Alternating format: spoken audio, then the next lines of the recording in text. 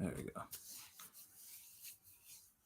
Yeah. What's good, y'all? Welcome to another episode of Real Talk, where, as always, it's shit's real. We talk about it. Yo, I'm your host for tonight, Pat Scorpion, New England representative. And as always, I got my man with me. I'm Lamb. Introduce himself. What it do? What it do? It's the bodega shutter god. Nah, it's pirate. We here. It's me and Pat, 2-man gang. Pause. We here. We live. Let's get it. Ring it ready. Yes, sir. Yeah, I know. Shuttleworth will probably join us a little later, and I believe King P will not be on tonight. But obviously, if he does change the plans, they will. He'll get. He'll get the link and he'll get on. But yeah, man. Pretty much in terms of boxing, like I said, obviously this was this was a fairly light weekend of boxing, but doesn't mean But however, it did yield a new KO of the year candidate and an upset of the year candidate for that matter. Of course, the event we're talking about will be Jake Paul versus Mike Perry. But before we get into that particular fight and my thoughts about it, man, like Ashton Sylvie, man, like I mean, probably I know you watched the whole thing, bro. I was high on him. I'm still high on him, but that was I just want to say real quick. I felt like that was going to happen eventually, but not then and there. Yeah, exactly. Because the fun things too. I mean, like I was high on Sylvie too. Because like I said, like when because I mean, as we all know, he was supposed to fight Schofield, and truth, and of course, like I said, you don't get too many young black prospects fighting each other, top black prospects. So we were all looking forward to that. But but other things too, Sylvie did not like it when the fight had to be postponed. Sylvie did say, you know what? Let's make a lateral move. Let's try to find a top guy, at least in the rankings, to do and enter Body, who was ranked. I think was it for WBA and IBF? I'm not mistaken. Pilot. Yeah, he was among the rankings. I mean, he's one of those guys at 135 that are kind of like not top, not top 10, but like 15 and 20ish, right? Yeah, no, absolutely. And the one thing about him too is like, and even more so is like his record is he was like 18-0 with 16 knockouts, like so pretty much like, okay, this is a lateral move right now. He's just not as known as Schofield was.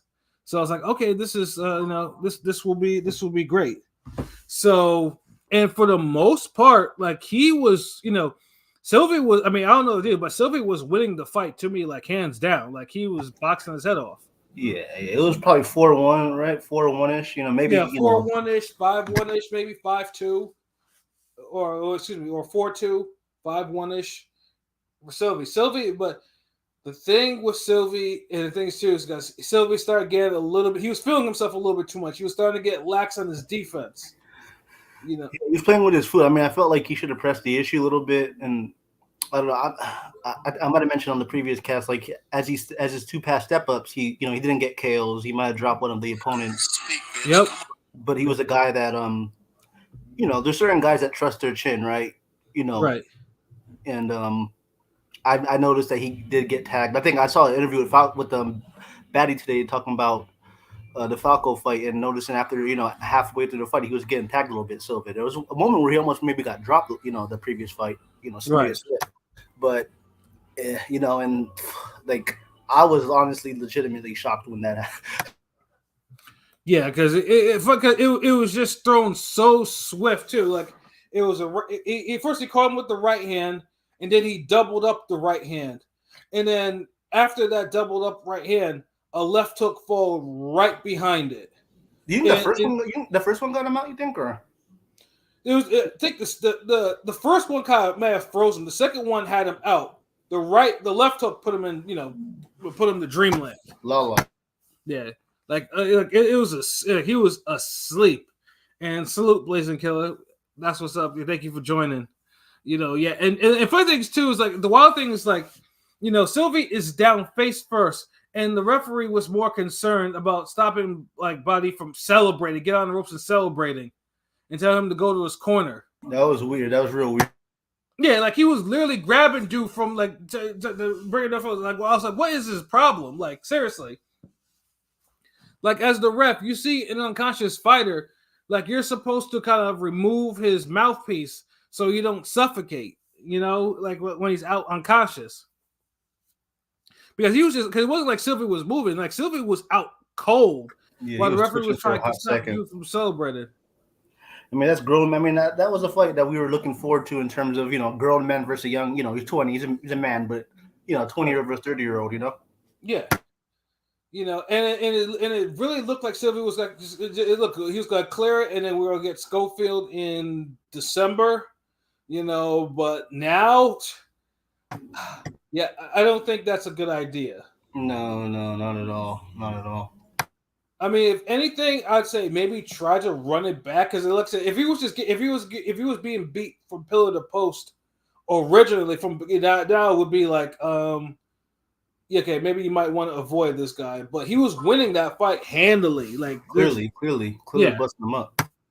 Yeah, but like I said, young prospect, he just got caught, and like shout out to Body, like I said, he was as a replacement, and making use of this because basically he basically was the reason why that shit went viral. The event kind of went viral. But yeah, then and Body, if anything like that, I know his ranking. I know he's probably gonna go. I'd be surprised if he doesn't have a top 10 ranking. Who, Body? Yeah, definitely. I think I've been hearing, maybe Body versus Kid Austin, is a fight because Body's a free agent, so it's kind of like he's not with the promoter, so. Yeah, and obviously Body's called it's called Schofield out and says, hey, I'm willing to fight you next on Jake Paul, Mike Tyson card and stuff like that. And I'm like, okay, that's cool. Like I said, if of course if he was going to be if you're going to do another lateral move or whatever, yeah, Blaze Kill, yeah, he was too defensively irresponsible that night. Yeah, he was.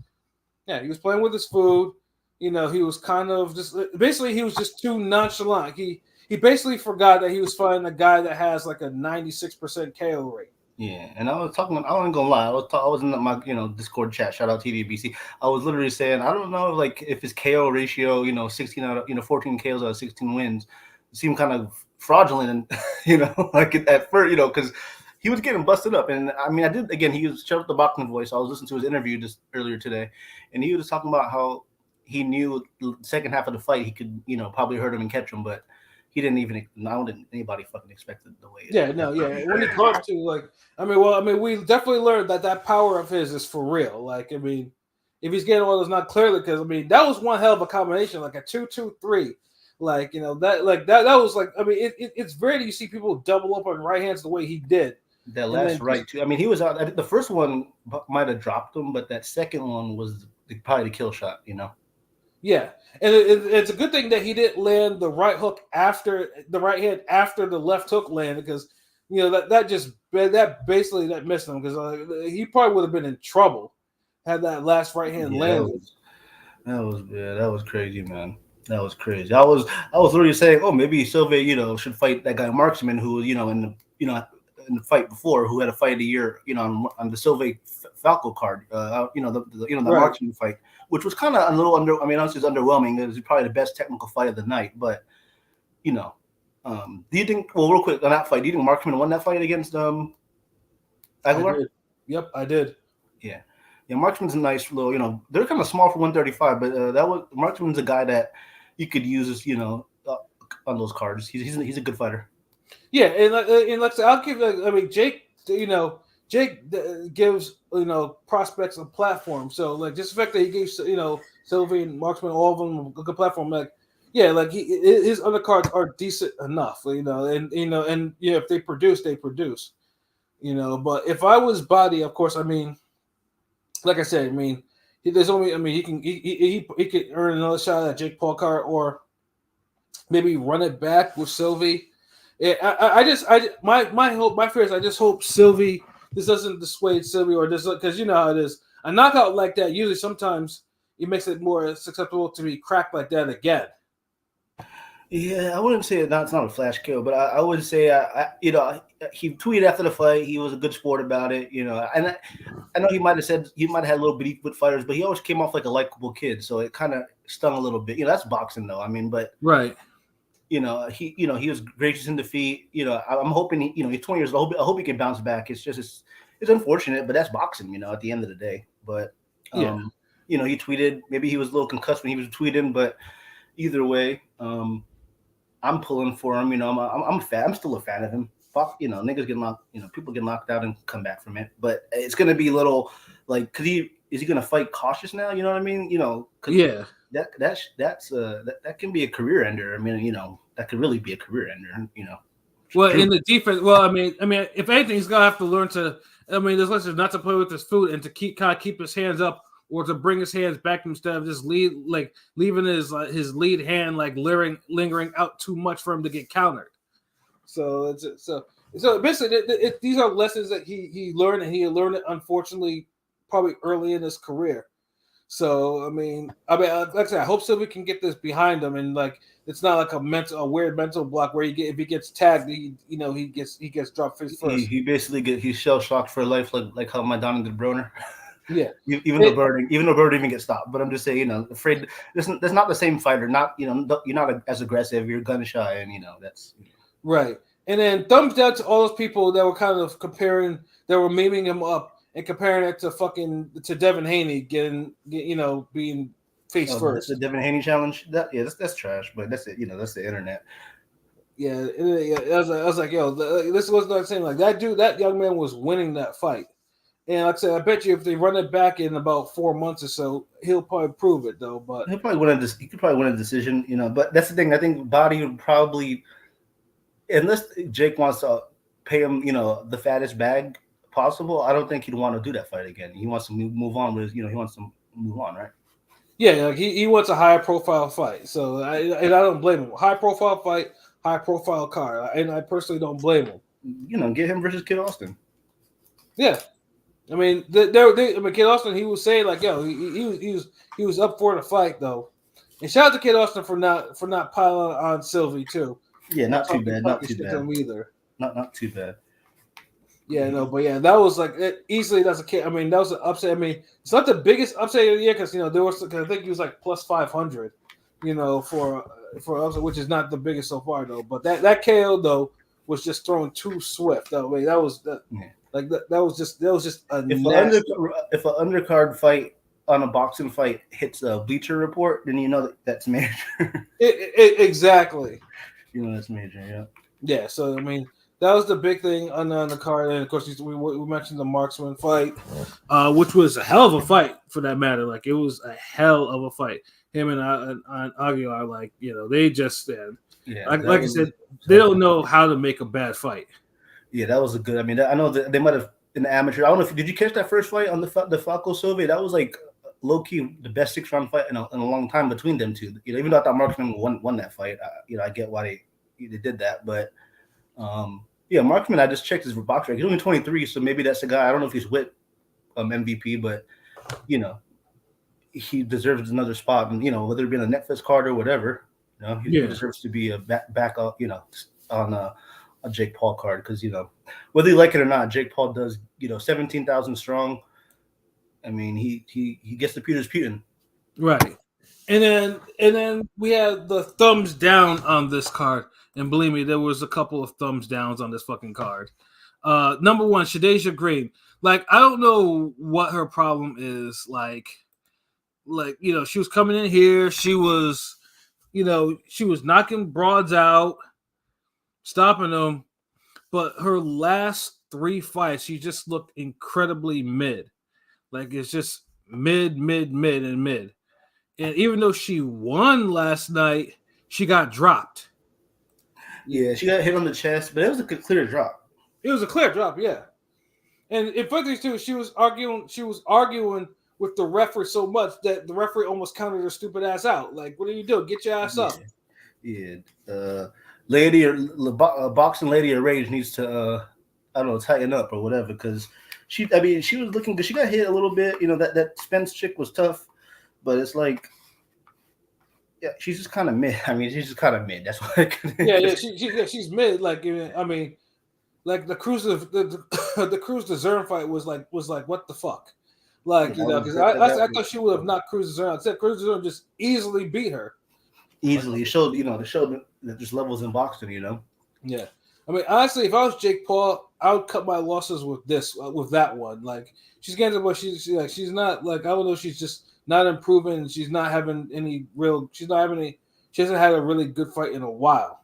Yeah, she's a little old too, probably. So it's like, yeah, I mean, shouts out because people clown on Jake, but he did make Amanda Serrano a household name millionaire. And I know he's building boxing gyms in Puerto Rico and shit because that's where he trains out of. Building a hub. So, you can say what you want, but he's giving a spotlight on boxing, and he takes the craft seriously. So I mean, I mean, in terms of the promoting, and of course, when we get to the fight, I'll get more into my views on Jake the boxer, Jake the promoter, and also what Jake needs to stop doing is someone needs to stop giving Chavez Jr. these looks on the card. Like, what the fuck? Like Uriah Hall. The funny thing is too is like that fight was a lot closer than it probably should have. I ain't gonna lie. I thought he might have lost that fight though. I ain't gonna lie with you. I did too because Uriah Hall Uriah Hall actually managed to trademark Chavez Jr. Like you see, like his left eye is all red and puffy and shit. And this is a former UFC like guy. Like I think he's only had like one pro boxing fight. But it just seemed like I guess this is his career now. Like he was in drug rehab, and then he gets put on a card. That was a cash grab. He's gonna try to get a Jake Paul fight. I ain't gonna lie, Jake Paul would probably blast him out. Like honestly, I'm not even lying. Like Uriah Hall stood his own more than I expected, to be honest. Yeah, he did, and that's what scares me because the WBA is always like, Jake Paul Chavez Jr. for cruiserweight championship. No, what up, LB? I see you snuck in. What up, Kelly? And then roll. How about Bridget Wade? Yeah, and truthfully, you know what? Give that motherfucker a Bridget Wade title. That's some real shit. They need or make the fight. Yeah, they need to leave cruiserweight alone because. Yeah, leave the real divisions alone. Let them fight at Bridget Wade. Let them get something already there. Like at least you killed two birds with one stone. I want to mention real quick some breaking news in regard to the Trevor McCumbee and Caleb Plant fight. That is going to be postponed or canceled due to a cut for McCumbee. I just saw that. So the first free card, right? The first free card is crazy, right? But yeah, just want to throw it out there. Well, I mean, that should be Blazing Killers. Salute. I appreciate it. Salute, Chris Brand. Yeah, and LB, like you might actually have been more right about Shadeja Green than any of us. Yeah, because we said before that she was just mid. Like she's mid. She got dropped and and everything. Like I saw the clip of her getting dropped. I didn't get to see her fight, but I saw the whole card except for Jake Paul's fight. I didn't get to see Jake Paul fight yet. But so how did Shadeja look? Just mid? Like mid? It's still lazy. Yes. Yeah, getting hit too much. Now she's getting hit too much too. She got dropped, but it was more so she got hit on her chest, but it was still a knockdown. Yeah, it was still a clean knockdown. Because you could knock somebody down with a good chest piece, like even in street fights. So she hasn't improved like we. Yeah, I expected. I mean, she should be running 168 right now, but I guess it's not in her right now to do that. So damn, she peaked before she even got the title. That's what it looks like now. Because I was like, yeah, Jake Paul probably needs to cut his losses with that one. Like he just comes off lazy, and she's still looking lazy. Like I didn't even see. I just saw the clip, and from what y'all telling me, wow. But yeah, man, like I've seen that type of fighter too many times in this game, yo. Yeah. But I don't think the difference is I don't think she had it was easier to catch it early in her because she didn't possess no type of overwhelming talent or anything where you fell in love with that first. You just kind of just saw the power. And she was facing, be honest, her competition were cans, back, True, but some people play kick the can and some people play kick the can. Yeah. Some are can crushers, some use their hands. Yeah, like so it depends on how you treat them cans. Make me notice, but yeah, you're right. Right. And which, of course, will now bring us to the ultimate canon, the main event with Mike Perry, facing Jake Paul. Now, I will say this too, and just look, if I don't know what it is when with some of these guys, like you would think, if Mike Perry is undefeated in bare knuckle. You would have thought that he would have learned some fucking defense, like honestly, and this is the stereotype of bare. This is why I don't necessarily like watching bare knuckle fighting all that much. I mean, don't get me wrong. I love bloody fights of that, but sometimes just seeing guys just willingly go in there and just getting pieced up like that is just like with no skill whatsoever. Like they're getting hit with all types of wild shit, and it's just almost like the skills regress to lesser than a street fight because I see niggas move their head and block in a street fight at least. Yeah, and these so it's like everybody abandoned their skills and common sense and bare knuckle. Like the fuck. I mean, this is why I think Austin Trout is kind of now flourishing there, and why Paulie Malignaggi is taking L's in that shit. You know what I'm saying though? But Mike Perry though. I swear, there wasn't a punch that he did not eat in that fight. He ate a lot of clean punches in that damn fight. And the fun thing is and he ate so much that he gassed Jake out by the end of the first round. But his offense though, outside of either a left hook or like a wild right hand, like dude wasn't putting together no punches like that together. He was just trying to tire him out and then just try to land that one punch. It's like a combination punch. Go to the body. You don't have to headhunt. Hold on. This is Jake Paul you talking about? No. I'm talking about Perry. Oh, okay. Jake, however, you could tell his movement was labored. Like you could see every single time he took a hit, his hair was flying upwards, and you could see him turning more fucking red because he was breathing so damn hard. But it was Jake Paul. However, because Mike Perry decided he wanted to go eat every punch, that's why Jake Paul was able to knock him down in the first and the second rounds too, like clean. But Perry got up and he even won, I think, a couple of those rounds just off pressure, just pressuring. And I think he had one really good round where it looked like Jake Paul was kind of in trouble because he was like you could tell he was breathing hard in his corner and shit like that. Yeah, Jake Paul never seems like he's in good shape, like in his fights, like. It always seemed like everything is so labored and premeditated. Like, I mean, my thing is because he's. I mean, I know he weighed in at 200, but I think I know he gained some weight after the weigh and whatever. My guess is he doesn't believe whatever weight that he's trying to fight at, he shouldn't be fighting there. Like he's fighting a little bit he's fighting too heavy. So you think he's more like a 175, light heavyweight? Yeah, I do. But all his fights seem like that though. It don't seem like no matter what weight he's at, he's always laboring. And he's not like he's throwing a gazillion punches either. Right, yeah, exactly. And when he does he looks good in training though. Yeah. But I don't know. I mean, maybe he has a hard time like relaxing in the ring. Who knows? I mean, that could be another thing. Like maybe he's the type of person just to get mentally burnt out. Or he burns out early, and then it's just like, okay, you have to wait for the second wind to kick in, and which it did, and then he proceeded to pummel Mike Perry like from pillar to post, and Mike wouldn't go down though. I'll give him that though, and the crowd was chanting his name like instead of Jake Paul, like they were trying to will him to do something, but like the referee had to finally step in. I think it was the sixth round. Yeah, it was the sixth round from what I heard. I saw the last knockdown. I never saw the other. Too. Yeah.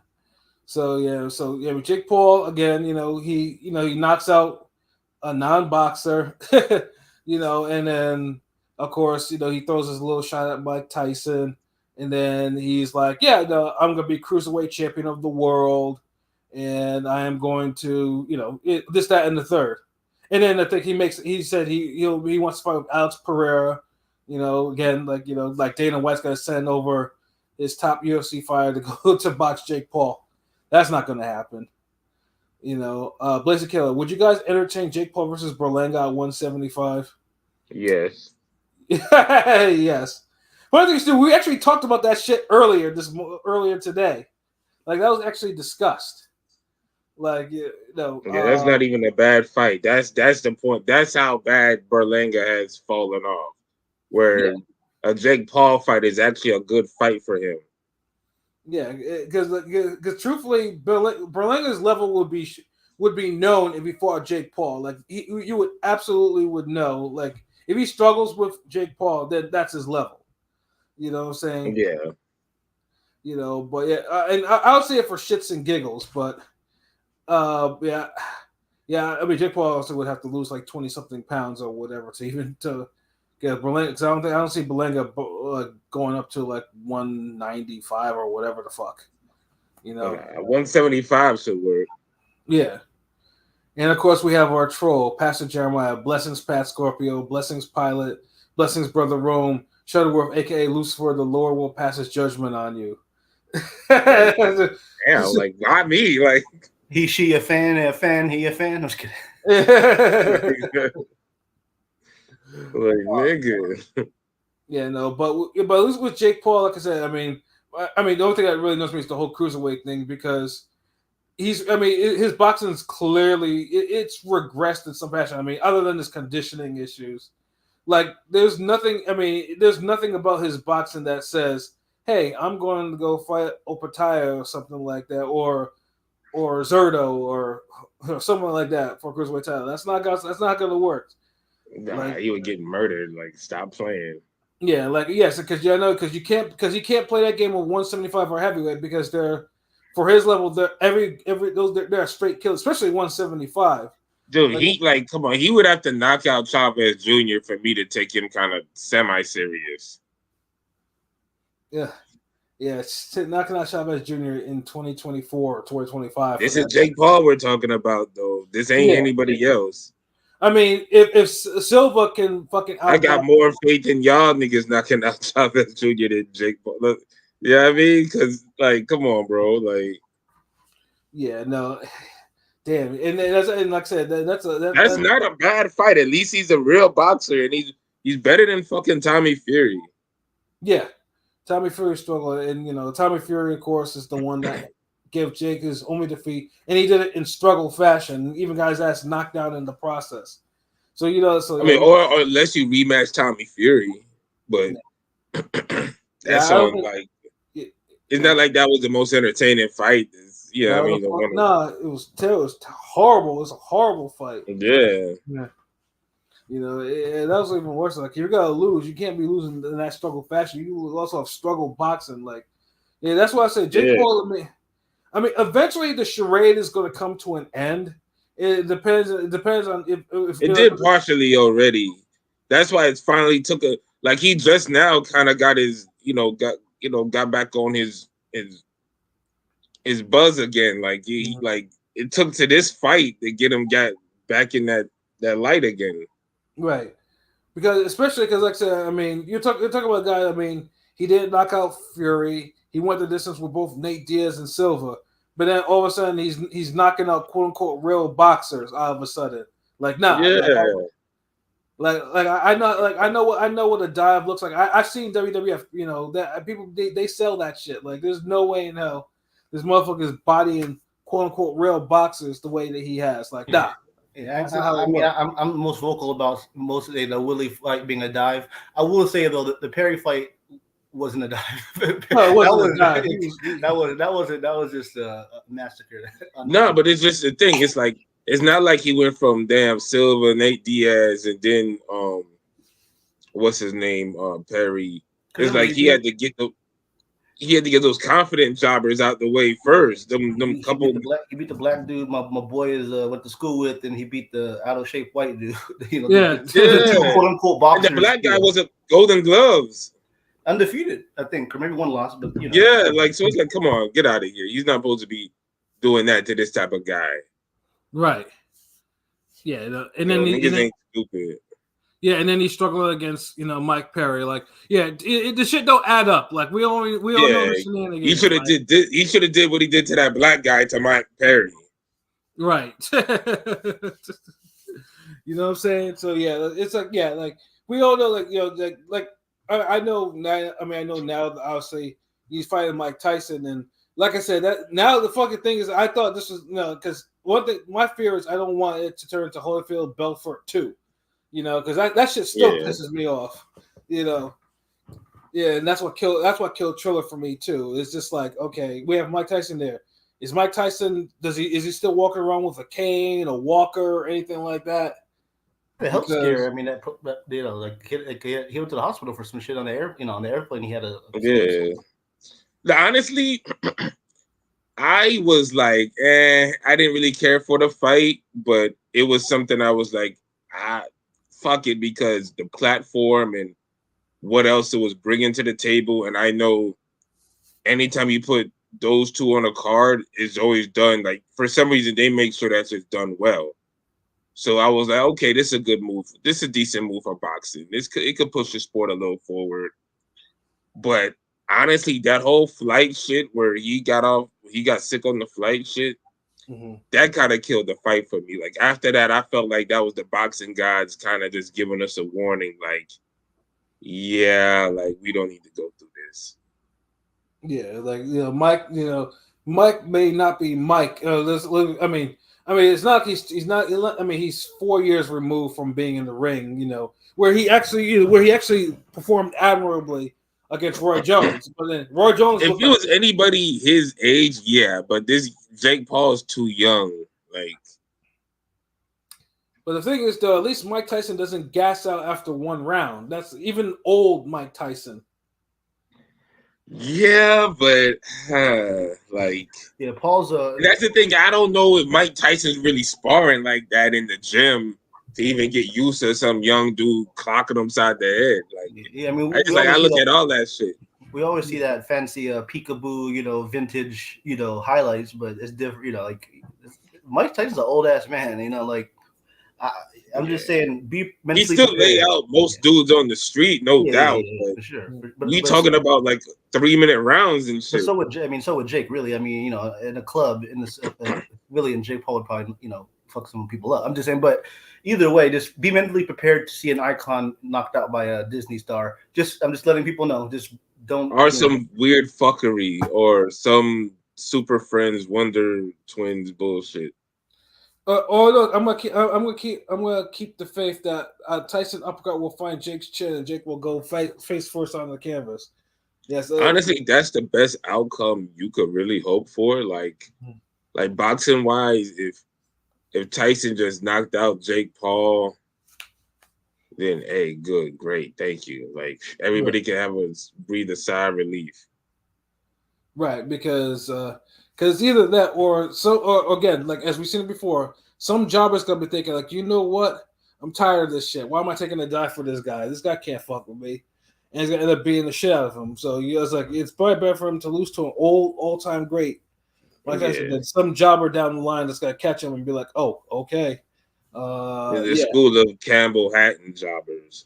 Right. Yeah, they be fighting tooth and nail with Hatton's son, boy. I tell you, like, let one of them jobbers deal with them, like their big brother or some shit fight Jake Paul. I don't know. It's bad. Like, they go for theirs. Fuck that. Hell yeah. You know what I'm saying? But I mean, overall, for what it was, it did provide entertainment. Like I said, a KO of the year candidate, an upset of the year candidate. The undercard moved. The main event, was what it was because Perry decided to eat every punch in the book. Serrano opponent ate every punch in the book. Oh yeah, Serrano. Yeah, I forgot to even mention that. Yeah, honestly, I was. Jeez, that was like a walking heavy bag. Yeah, I'm like, geez, like you're 13-0 with 12 knockouts. Like, I wasn't expecting her to get beat down like that. Like, who was who was she beating up? Yo, honestly. Because I was explaining that shit to my sister. I was like, yo, this is like the super bad soccer mom KO. Yeah, that was the teacher. That was a super bad teacher. Yeah, the teacher. But imagine if she couldn't drop her, so she just kept hitting her over and over. What was that shit though? What the fuck? Like this girl had a winning record. Like, where they finding these broads? Yeah. Because I got some chicks right now who would knock the shit out of these broads. Well, let me ask y'all real quick, since we're on this round topic. I had a couple names. I just want to ask y'all who y'all think would win between Serrano. Okay, so I'm gonna say first name. I'm gonna say is Baumgartner. Who wins? Serrano. Sky Nicholson. Serrano. You sure, Scott? Okay. Well, I guess we Sky Nicholson still can't crack an egg though, but I don't think. I think he'll take the power from Serrano. I mean, Sky can box. I mean, I ain't gonna lie. Like, it's kind of a little boring, but she can box. She can box her ass off, and she's tough. Both those girls are younger, so I just thought maybe they could take one of the goats out. I'm just saying, beat her. I mean, they got a chance in the fight, but I don't like they're up against it. Like Baumgartner's been in dog fights, so she has a chance, but she'll get gassed out after like 4 rounds. Would Serrano be able to stop Katie this go around if they do the rematch, Taylor? One only hope. One could only hope because this is the thing. Like, she'll have to stop her because they're not going to give her the fight. Yeah, they never. And this is the thing. This is a Katie that's already been took a couple smackings uppings. Yeah, Cameron, shout out to Cameron. She won a fight. She should have stopped that chick on the earlier in the day, but she did pretty well herself. Got robbed that second fight. Fucking dirty ass Katie Taylor. WWE bullshit. Josh Warrington mutt style boxing. Yeah, no, Katie Taylor is now because she just like Warrington. Funny thing too is like when they were in their primes, they're a world. They weren't as dirty, and they're just a whirlwind of activity. But once they lose a step, they're the dirtiest fighters in the fucking world. It's amazing. Right. Yeah. And the crazy part is Katie Taylor was worse than Warrington in their last fights. She was. That's she absorbed his powers and went better with it or something. This is nasty. I hate that shit. Yeah, and that's why, of course, Cameron was like, you know what? Fuck you, Eddie. Let me. I'm out. Let me get away from y'all. You're clearly playing with my emotions and my titles and shit. Yeah. Bitch, always having to fight this bitch at her hometown. Get the fuck out of here. Yeah, I mean, like I said, and her fans, the fans are trying to make it seem like Katie holding for 5 rounds and not getting a warning. But I see the ref barking at Cameron, and coupled with the WWE commentary, Cameron's doing a good effort, but Katie Taylor's the GOAT. Fuck out of here, something like that. Yeah, fuck that bullshit ass commentary. And all the goddamn holding this bitch was doing. I'm just disgusted. Serrano, if you don't knock this broad the fuck out. Mm-hmm. Yeah, and I know she be tired of having these damn ongoing arguments randomly with Clarissa Shields about this whole GOAT shit. And Jake Paul just be trolling adding fuel to the fire on Twitter. Yeah, I saw some of it. I was like, why? That's I thought they were cool. I was like, why are they beefing over the GOAT shit again? Yeah, because this is the thing. Clarissa don't want no one to ever use that shit in reference to someone else. And it's you can't control if somebody calls her that or if Jake Paul calls her that. Right. And she's great enough to respond to it. Leaking DMs is corny for the most part. And she, because that's how the and it was unnecessary. And this is why she's so unlikable. It just reads of insecurity. It does, bro. You had an ESPN cover. You've SB gold medalist. Come on, come on. Why are you so insecure? That's why you're unlikable. On fucking internet. The insecurity is a motherfucker. You know what I mean? Yeah, it's just so extra. You're great. And you got a fight coming up. Do y'all notice it's usually the Olympic, Shakur, Clarissa, these Olympic boxers are a little sensitive. It's kind of weird, right? Goodness. It ain't never used to be like that with all of them. This last couple crops, man, sensitive ass niggas. Yeah, I don't know what it is. It's like you just want some of these guys to win a fucking gold medal, but some of them they medal. And then they just go on to this other shit with the social media and stuff like that. Wear your medal and shut the fuck up. I'm saying. I sound like racist reporters. Wear your goddamn medal and shut the fuck up. but sometimes, honestly, it's it don't sound good coming from some cracker saying it sometimes, but right. Sometimes you do need somebody to just tell you that shit because these dudes be doing the most. Yeah. Just put your medal and shut the fuck up. Yeah, you have the medal, you have titles, you have some money. All right, just be happy with that instead of fighting over something as trivial as woke.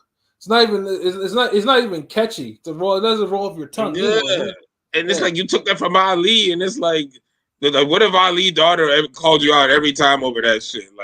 Like come on. Right. It's not like you beat her for the name, like motherfucker. Stop.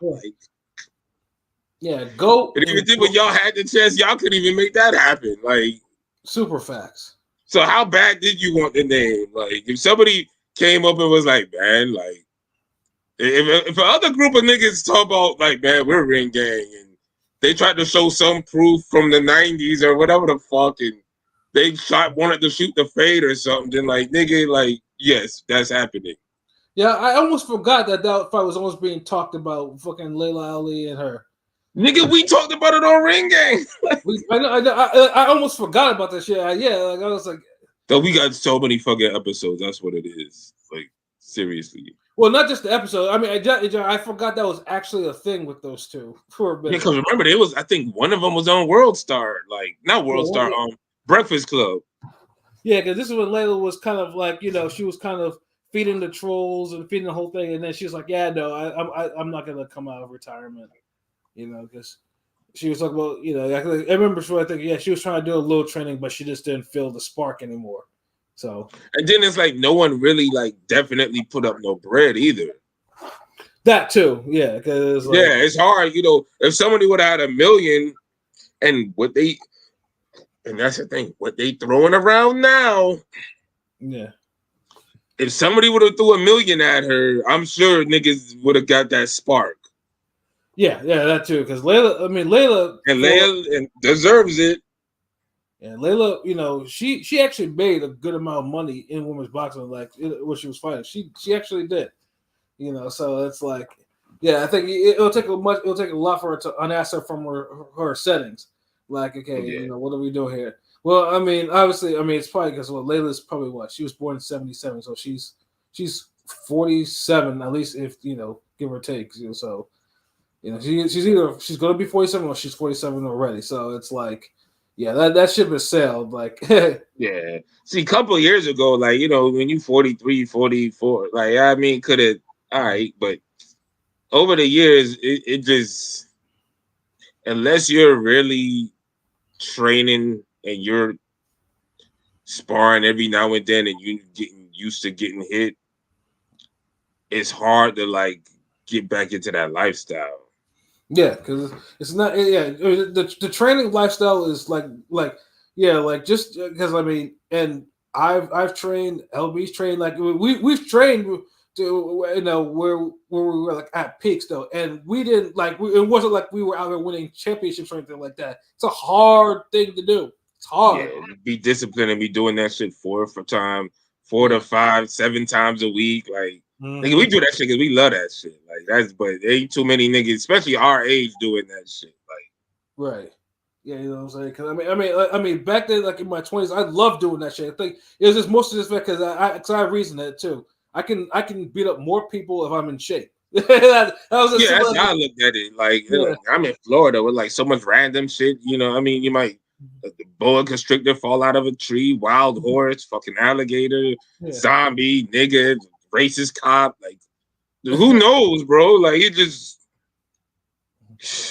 just so much shit you got to be prepared for, bro. Like, and like I said, and I love doing that shit too. But you gotta have a love for it. But now I'm at my point. Like, I knew right now. Even just if I ever went into doing my old boxing workouts, I still have my old box. They're in folders in my hard drive. I still have. But you got to remember this too, bro. You're more into your career now too. Yeah. Remember, if you just stripped away everybody's responsibility and said, okay, all your responsibilities are done, meaning your crib paid up, your rent, whatever, your car, all that shit, and you could just do what the fuck you want to do. Like 9 times out of 10, niggas would be training their ass off. Yeah, I've even said too. Like my idea of early retirement is waking up, doing ring gang shit, and going to the gym for 3 hours, and then afterwards, indulge in my personal affairs. You know what I mean? But Yeah, it's just like that. That's my. Yeah. I would love to train for 3 hours a day. So just imagine if niggas had to really do that shit, like how these boxers feel. So no, I get it. Like, you know, that's what they said about Ricky Hatton. He said, that ain't enough money to make me leave the pub at 10 a.m.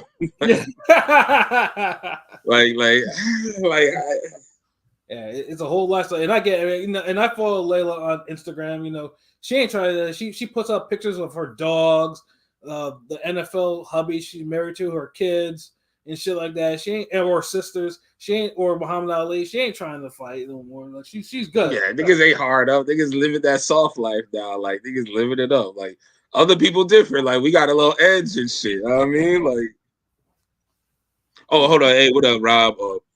Great fighter, super annoyed, unfollowed while back. LOL. Annoying. Yeah. I feel you, like, bro. It's like, you know what they're saying? They be like, man, you scaring the hoes. Or like when you got that one goofy broad in the clique and Shorty be like, man, you scaring the niggas. Like yo, you scaring the fans. Like, yeah, that's perfect example of you scaring the fans. Like, it's just especially so, like a 10% KO ratio. I'm just saying, like, if he was a KO artist, you know, like I'm just saying, I'm like, because you know, KO's. Yeah, of course. I mean, her style. At the end of the day, knockouts kind of correct everything. Yeah. That's what I'm saying. Like, you're unlikable, and also your style in the ring is kind of, you know, sweet scientific. It's not a good combo. I'm just saying, like, yeah, like it's not even sweet scientific. It's more scientifically aggressive, but with no KOs. Basically, yeah. Because all the overhand slaps and combination slaps and every now and then a good shot, like you gotta start putting these broads out. Like, damn. Right. Right. It's like you too big and athletic not to be laying these shorties out. And when everybody points it out, there's always excuses. Oh, these women are tougher. Like, man, if you could crack, you could crack, yo. Facts. Damn, but then what it is, though, I know, like, it was easier to tell what's the reason in her punching when she did the MMA. They film it a little different. You could easily see that Clarissa Shields doesn't rotate her hip on her shots. She might drop her knee and have the force behind it, or she might turn her fist over, but she's not really rotating the hip. Her punches don't have that torque on them, like from her body weight. So she never really puts her full body weight in her punches. Not one bit of that. No, not at all. Because somebody her size should be like stopping people, like. And I noticed it in the mitts, like when she never pushes dudes back on the mitts either. No. Yeah, but like I said, you can see who I train. Like, niggas be pushing me back on the mitts. Right. That let you know the power, and none of the chicks I train weigh as much as Shields, and I guarantee they hit maybe harder pound for pound. So fuck that. Well, hopefully when I think she fights like next week or something like that, or you know. No, ain't it this week? The 27th. Yeah, I mean, I'm it's in terms, but yeah, it is this week. Yeah, it is this week. But yeah, you know, she's fighting for heavyweight. Yeah, heavyweight. So we'll see. We'll see if she gets a stoppage in that one. You know, it's probably. I mean, it's morbid curiosity. Saturday, I think I have plans. I don't even know if I'm even going to watch that or if I'll be home to watch that. You know, but of course it's on the zone, so I probably will catch it at some point. Hold on, is that the only fight that's on this week? No. It's a huge heavyweight mismatch between Joe Joyce and Derek Chisora on ESPN Plus. Is that a heavyweight mismatch? Nigga, honestly, yeah. I mean, I get what you're saying, bro, but I know. I mean, I get what you're saying, but yeah, it's sad that you get what I'm saying too, though. Yeah, I mean, Joe Joyce, like now, in any other situation before the Zhang loss, if this fight came up, we'd all be saying, yeah, Chisora's going to be taken the fuck out, like you know, he's going to be out of there, you know. But I mean, Joyce, now I think he's been softened up, and you know, of course, you know, time is not necessarily on his side either anymore. You know, and it's just weird too. Like just a year and a half ago, Dude was literally a top 5 heavyweight and has brutally knocked out 3 like people that three champions. Like the people are it's now you see him right now. Like the people he knocked out now, they're shining right now. And this motherfucker's fighting Derek Chisora. Like, yeah. So they can have cheeseburgers together afterwards in the locker room. Right. Right. Like we seen this movie. Hey, you're a funny ass nigga, Pastor Jeremiah. The South Park Stan Marsh beanie not gonna help you blend in. Like I didn't even think about it till I'm like, I'm not even wearing a beanie. Then I thought about it like, oh yeah, because the fucking red and the blue. I was like, who the fuck would have come up with that? Like who the fuck would notice that? Yeah, no, but Derek Chisora. I mean, if anything, I mean, I'm positive Chisora should get KO'd because like that should be. And truthfully, Derek Chisora might end up being this generation's version of Danny Williams. If you know, you know. You know what I mean? Like, you know, Danny he was Williams, better than Danny Williams, though. Is he? Yeah. Hell yeah. Well, I mean, he's definitely better than Danny Williams. He's at because Danny Williams don't even really have no, he got that one decent win. I mean, he has the Tyson win. The one decent win. Yeah, the decent win. Chisora at least kind of been competitive with other people, and then he got robbed too. He got robbed against who's he got robbed against? With Dylan White, right? Yeah. Yeah, he got robbed against Dylan White. He got robbed against what? He got robbed against Parker. Yeah, the first fight. Yeah, and now look at that. Now this ain't now. He got robbed against Dylan White, robbed against Parker. Imagine if he would have got those wins. Right. He did beat what's his name? Didn't he beat Malik Scott? Yeah, he did. He gave David Haye one of the all-time great lead up to a fight. He glassed me. Classic. Yeah, and the funny thing is that was like 12 years ago, and he's still like I said, David Haye is long fucking retired. Like David Haye is probably the only one that can say he beat the fuck out of Chisora. Like he truly did. Yeah, he really did.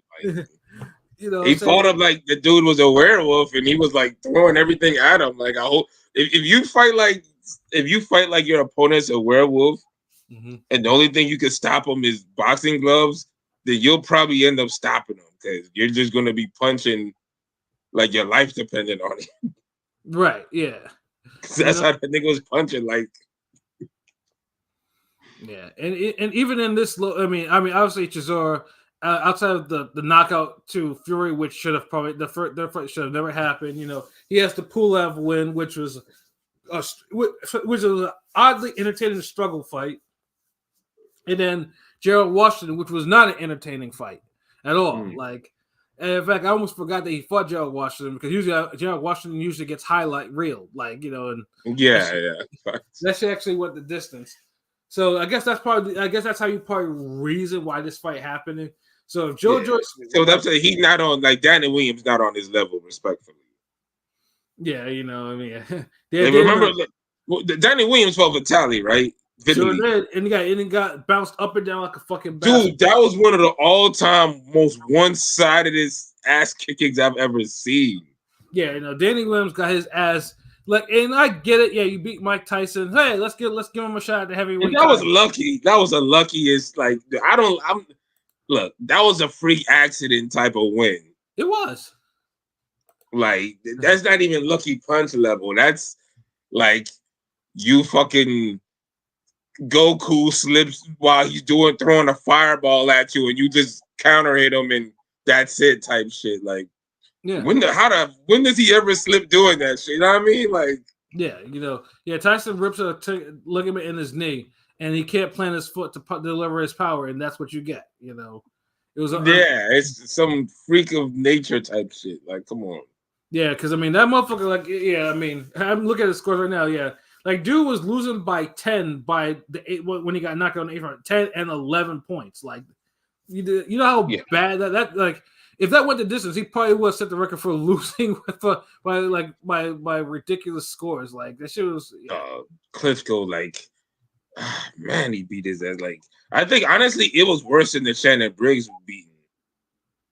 Yeah, but at least this one, like, but at least Vitaly actually put dude away. Like, that was like, it was a bad beating, but it wasn't as prolonged as the Briggs one. Because Briggs is a better damn caliber of fighter, so he could take him better. Briggs was always like a B-level, B-plus guy. Like, Danny Williams was like a C- guy. Right, who got lucky, Yeah, who got lucky. Like Danny Williams, like, come on, bro. Like, that's why, but I'm saying, because I'm just thinking, like the CTE will probably be nasty for Chisora whenever, because I thought the $4 million he got from the third Fury fight should have been, would have been his Egna. That's what I'm saying. Like Fury, like really looked out with that, bro. Like $4 million for that fight. Like I've seen a picture with Chisora where, like, I don't know if y'all saw that picture of him. One time he looked super, like, his eye, he looked so like dead in the face. Like, no offense, I'm just saying, like, he's CTE, he got it. I'm just saying, like, he's Antonio Brown status, man. Some like, I mean, he's not. Yeah, if Joyce wants to regain, I mean, well, he needs to body Chisora and body him once and for all. Because if Joyce loses to Chisora, then Joyce might as well fucking retire. Like he probably and then I'll just keep the Chisora legend continuing to grow. And it's like, no, like they both need to retire. In a perfect world, this would be a double knockout. Yeah. But Joe Joyce, you need to get this guy out of here in 3 rounds or less. Yeah. And I'm guessing I don't need a prolonged beating in here. Now, is anyone actually thinking that that Chisora could pull off the upset in this, or are we all thinking the same thing? Like Joyce should put his foot in his behind. Oh man, I'm sorry. I'm reading Blazer Killer's comments. LOL. Joyce got to feel depressed. Bro is fighting Chisora. His career ain't going how he wanted it to. The amount of times Lewis dropped Briggs, I'm surprised Foreman didn't hurt him. Yeah, that's facts. Well, yeah, I mean, Lewis had the work rate. Foreman didn't have a work rate by that time. Like Foreman he was still he boxed his head off. There's no question about that. But but the Briggs, hold on, yeah. You know what it was? I'm sorry, I'm mixing. Lou Salvarez got robbed against Foreman. Sure did. Foreman got robbed against Briggs. That's how it went. Sure did. Yeah. Because I know people, in hindsight, people look at Lou Salvarez as not a good opponent for Tyson. Mm-hmm. But going into that fight, that was a quality opponent. It was, yeah. And Tyson, like, beat the shit out of him. Like, even the ref was like, yo, stop it. Yeah, got him out of the that was like the Tasmanian devil. Like, you know how it just brings you into his chaos? Yeah. I felt that's what it was. Like, Mike Tyson was like, and niggas, and the ref just got like, oh, shit, oh. Mike, fight's over, Mike. Fight's over, Mike. But surprisingly, I'm just looking at the FanDuel odds right now for Joyce and Chisora. It's actually weird. So right now, straight up money line, Chisora is a plus 340 underdog. I thought he would have been higher. What did I say in the beginning of this? Is this really? Well, they already know, like, yo, Joyce. Remember, Joyce got 2 back-to-back KOs. Yeah. And the second one was like on some like, bro, you ain't even try, kind of like you ain't even like you was even there. Yeah, the first fight he was actually in shape, but he kind of, like I said, I'm the juggernaut. I'm gonna walk through everyone's punches, and Zhang closes his fucking eye in the first round, and we're in trouble. Yeah. And then he met his gladiator, and he ended up on the other side of the earth. Yeah. So for Joe Joyce point decision is plus 500. So there's probably some value into that. Joyce KO is minus 210. The draw is 1800. Chisora win on points is 1400, and Chisora to win by KO is plus 500. I mean, Chisora has a chance because I feel like if he Oh God! And now I'm really looking at this. If he was to just play like a little cat and mouse aggression game, jump in and out there, have his jab, and then land his left hook or overhand right, he could possibly outwork Joyce, who is kind of slow. Very much so. Punch is slow. So Chisora has a shot. Like, like it's a 50-50. It's a 60-40 fight favor Joyce, but it really should be 80-20 favoring Joyce. Right. And it's honestly more 50-50 than anything, which is also bad. So it's like, take from this what you will. Like, yeah, we definitely need more memberships, so we could drop more parlays, but I don't think any of us hit anything in a minute or niggas celebrating silently. No, I wish. Like, trust me, I would tell you if I was celebrating.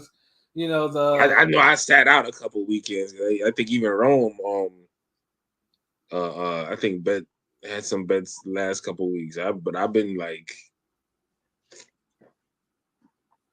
there were some upsets that kind of that kind of killed my parlay. So the boxing upsets are getting too unpredictable because if it's one thing if these are all KOs, but you got some of these where it's a decision and it's like y'all niggas is like y'all niggas just robbing niggas now, son. Right. Nah, like, yeah. So, but then, like I said, if anything like that, I mean, like I said, that fight should be Joyce putting Chisora to bed.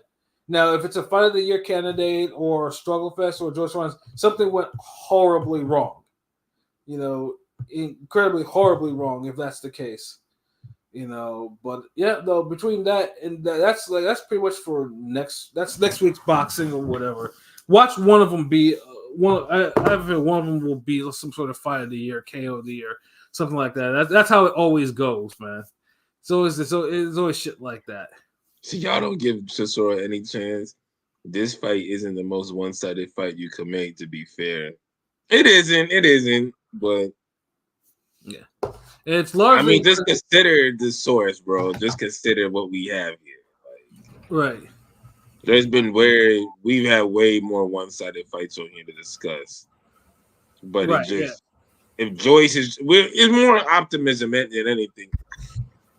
I'm sorry, I hit my. If Joyce. I'm sorry, like y'all literally be having to like laugh hysterically because y'all be the pay like, oh Lord. But if Joyce wants to be taken serious at heavyweight, he has to stop Chisora. So that's why we're kind of like, yo, man, first 3 rounds, whatever, are, you can't struggle with this nigga. Like, you gotta get Chisora out of here. You gotta bag him up and put him on the corner for Monday and Thursday, nigga. Right, like. Yeah, Chisora, like I said, because Joyce is getting up there in age, so it's like, Chisora wins. He'll probably face Parker again, so or something like that. Oh, we don't need that. Like, not the way Parker's been fighting. No. Yeah. Parker. Why even nah. Chisora used up his homeboy give me a payday card with the last Fury fight. Yeah. Like, chill out now. They get retired. Like, don't you have shit else you can do, bro? Like, somebody somebody give Chisora some movie offers, son. Like, real talk. Like, right. Like, put him in the next Bond movie. I'm pretty sure he'll make an interesting villain or something like that. Something. Get a damn what's that shit called? The Top Boy spinoff. Let him be a goon. Bagman or something, Brody Roadman or something like. Yeah, that or be in the second season of Supercell, like someone like they can find spots for him. Something, Gangs of London, something, bro. Like, yo, get him in something. If not, bring him to America. Like, we'll put him in something. But like, y'all underusing this dude, really. Like, if y'all really just want to keep him boxing like this, like personality, all of that shit, y'all wilding. Like. Hey, don't take no more out of this, man. Like, Get them another way to get money, bro. Like, right, exactly. That's all I'm saying. Jeez. Because no one wants to see a fading heavyweight get bashed about even further. You know, and like I said, Joyce is not prime, but like I said, he should he has to like I said he has to push Zoro away. Like there's no if he goes the distance with him, then that means he failed. And Zoro probably won't be like, I went the distance with him. Maybe I won't need to retire. I can still fight. And eventually he'll run into the wrong hungry heavyweight who will body him. So, but that's the boxing for next weekend. And obviously August will pick up. Obviously we'll get into the Crawford Majimov card and everything like that because there's just so much activity circulating around that whole card and stuff like that. Man, we get into that shit now because this shit what all these damn boxing moves. How you feel about all these niggas going on this whole DAZN Turkey shit and now we can talk about that. So yeah, today as what news is. So Top Rank and Golden Boy have signed with Riyadh Season. So yeah, this is just one of those things. It's just like the end game. So that pretty much leaves PBC as the last big entity that's not really bending at the knee for His Excellency. Well, that and Jake Paul's car. Everyone else is pretty much wrapped up. Queensberry, Matchroom, all that. Yo, this is gonna have such a it's gonna this thing really gonna do nothing, bro. And it's gonna make boxing hit the Stone Ages. So nothing good is gonna come from this. It's gonna get lazy promoting again. It's gonna end bad, definitely, but enjoy the fades and the good cards for a little bit, but it's gonna have a bad ending. That's my opinion. It's they're not gonna be impactful. They're gonna turn into albums that have no replay value.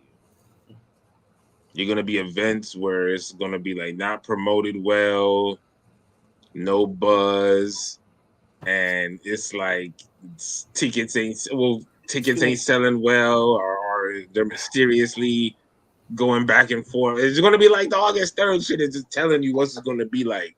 It's gonna be like Fetty Wap's career. It'll have 5 smash singles in 1 year, then fall. Then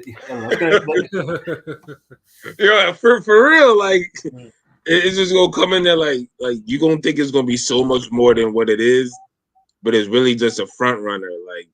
Them first 5 rounds is fire. Them first 5 singles is fire. Yeah, right now. Off.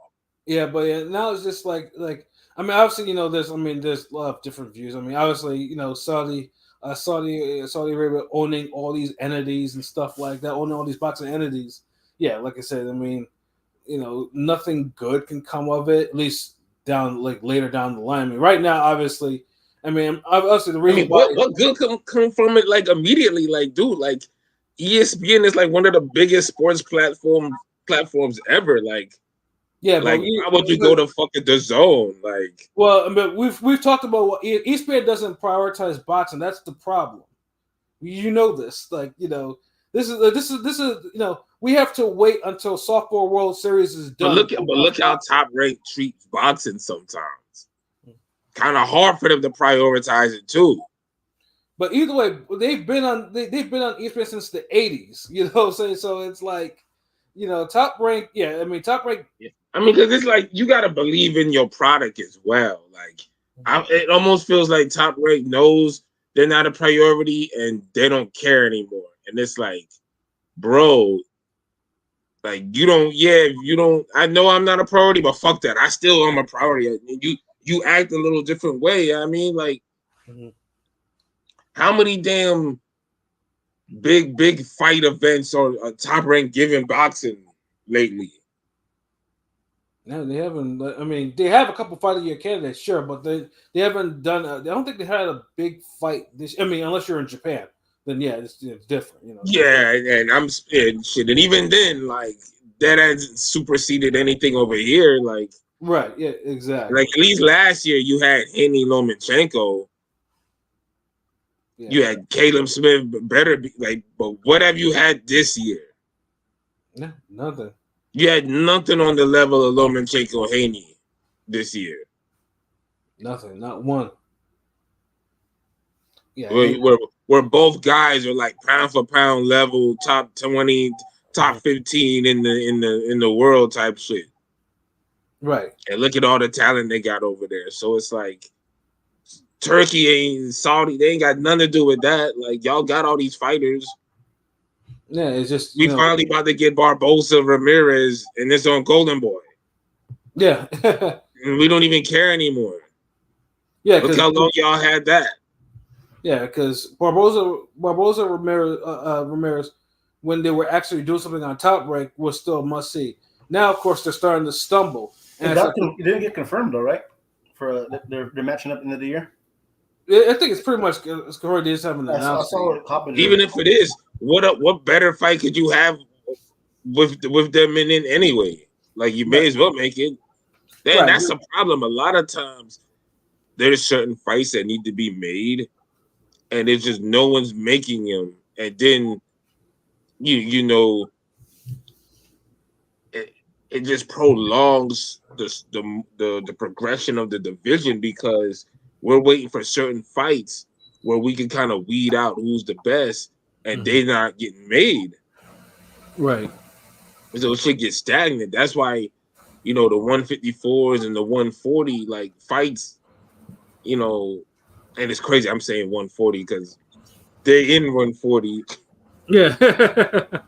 But it seemed like Top Rank had a lot to do with that too, though. Yeah. Like they was having their own little round robins and shit, and then niggas not getting the decision. So she really wasn't doing anything. So yeah, I don't know. It just seems like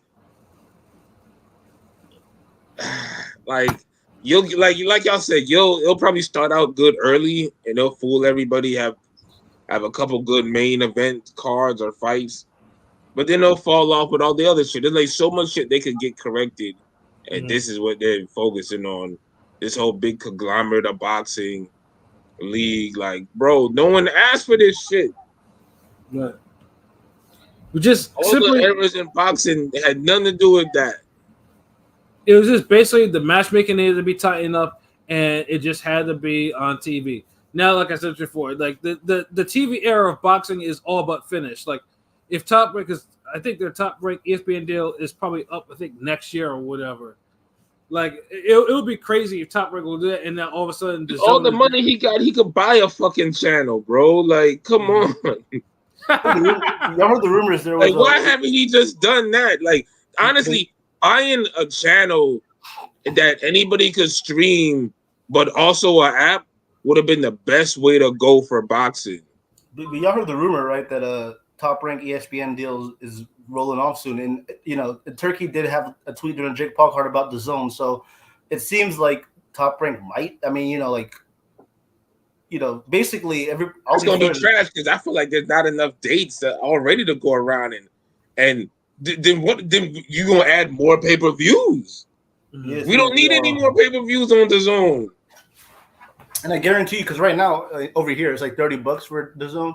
I bet you it'll eventually be $50 for a month. You know what I mean? Like at a certain point, it's gonna be like $49.99 as a price point for us Americans.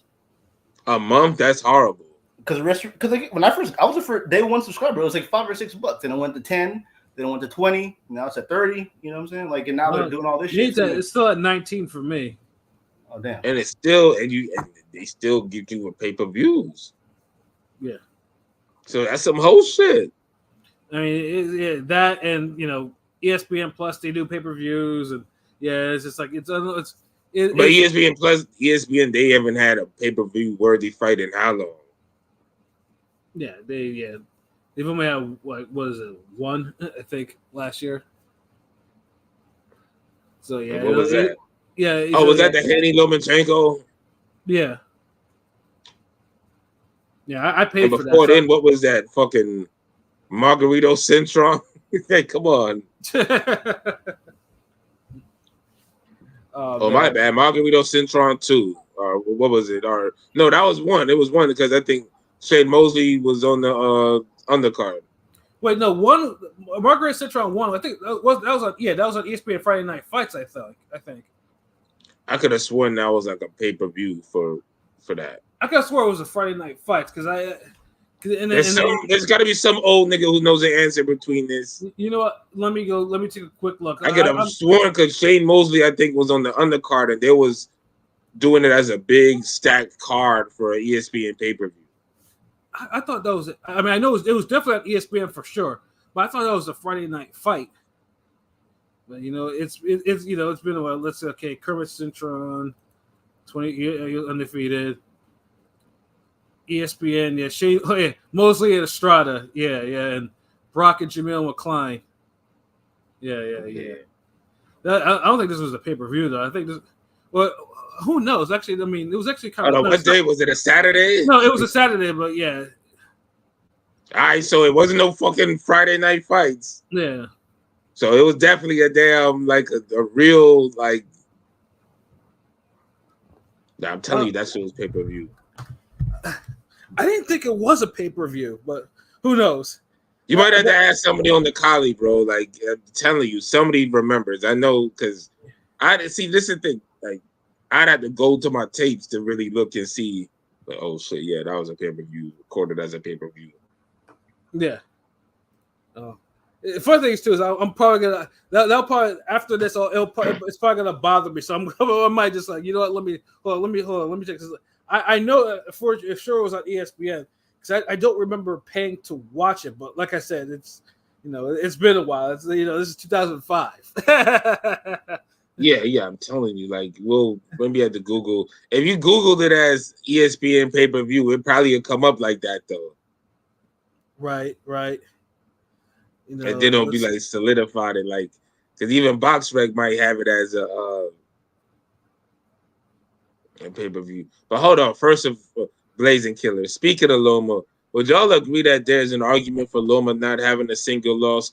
Fuck no. No. He has every single loss he could have. Yeah. Like, look. He lost against Tio like 116, 112, 8 rounds to 4 at the very worst.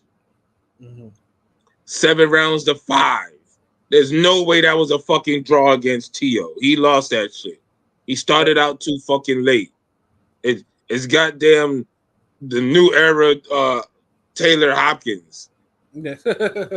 Pick your fight. Right. Wasn't a robbery versus Haney. It could have gone either way. That fight was close. You could have scored that a draw. You could have scored it 6 for Haney, 6 for Lomachenko. Me personally, I had it for Haney. I know several people who had it for Haney, and they range a multitude of racial backgrounds and everything. So, I don't want niggas to be like, hold on, y'all niggas be, no, y'all black people ain't picking Lomachenko. No, because niggas telling me like, man, Haney lost that, bro. Mm-hmm. So yeah, so that's not a robbery. Like that's could have gone either way. Salido's not a robbery. Salido had fuckery, but it wasn't a robbery. Like Lomachenko was putting his foot in his ass that last round, though. Right. But he needed that round 5 rounds ago. Right. Yeah, that's the thing. Salido was outworking him. Yeah, Salido played the games. Salido was actually touching him from head and body. Like Salido. Yeah, people stuck on the low blows, but it wasn't low blows. It was also ass whooping blows. Like yeah, like Salido probably won the fight like a legit 8-4. But yeah, like Lomachenko is known because Lomachenko was a quick study, and he was like, okay, he adjusted and he almost put Salido away in the final round. But yeah, Lomachenko figured him out too late. That's all it was, really. Yeah. And remember, this wasn't even like Prime's like best Salido either. Right, this was. It's like that wasn't the best Lomachenko. Like they met each other at an equal level, really. It's just the weigh-in fuckery with Salido. That's it. Mm-hmm. Yeah, no, but with let's say with Turkey buying everything, yeah, pay-per-views. Like, I mean, if anything like that, like if dude would just stop with the pay-per-views and just put them on just regular DAZN, I'll be a happy fucking guy. Like, you know, because especially it came out the last event where you can order if you order a pay-per-view off DAZN, it's $39.99. Of course, people are gonna buy that one off $39.99, $74.99. Like it's a no-brainer. Yeah, like who, like y'all fucked that one up, but Yeah. But yeah, like that's the thing is like if y'all got so much money, like this is what I'm saying. Like it always comes down to this, no matter what industry it is, there's always some foreign person or some entity outside that thinks that they know what they're doing and they can fix everything with just money, but they don't really have a true understanding. Yeah, it's gonna. Of how it works. It's gonna end bad. Like, and then the thing is, they only want to fuck with people who looking at things the way they're looking at it. That's why they're able to look at and get with Hearn and Queensberry and all these niggas because they all want to do the same shit. They all want to be the star and not the boxers be the star. They want to be the damn look at it as a business chessboard. They don't want boxing to be an interactive, engaging sport with millions of fans. They want it like a niche boys club. Oh, go ahead. Finish my fault, bro. Oh, no, I was just saying they just want it to be like a rich little boys club. Like they want boxing to be like the little hardcore bubble and not understanding like your boxing could never be this just hardcore bubble. Like too many people love boxing. It appeals to too many people. Mm-hmm. And trying to just keep it this hardcore bubble hurts it because people look to express boxing in different ways. That's why the influencer shit happened. Mm-hmm. Yeah. I mean, that's all I'm saying. Everybody talks about they want the Dana White UFC MMA model, and for boxing, it's just not something that is going to work. I mean, I know we want all these fights, happening, and they have been, somewhat, but it's like for some reason I just feel like this sports washing activity is going to eventually. I'm not saying ruin boxing, but it's again, it's going to be nice for a bit. We're going to have some 5-on-5s, what I'm saying, some some good matchups. But after a while, it's I don't know, something's off with this. Just you know what I mean. Nobody's being made into stars. We're seeing good matchups, but there's no buzz. There's no excitement. Look, bro, we knew about this Terrence Crawford fight for the whole summer, but most people don't know who the fuck Badgermov is. And real quick, let me ask y'all, since we're on the Crawford thing, you know how Crawford said he had these hedge funds and all that? Do you think that was the whole Turkey thing? Remember when he mentioned, he called Spence up and he's like, let's make this fight happen. I got some backup investors. You think it was Turkey the whole time? I mean, it's possible, but I think he was just talking shit. Remember when he said that, right, Pat? Yeah.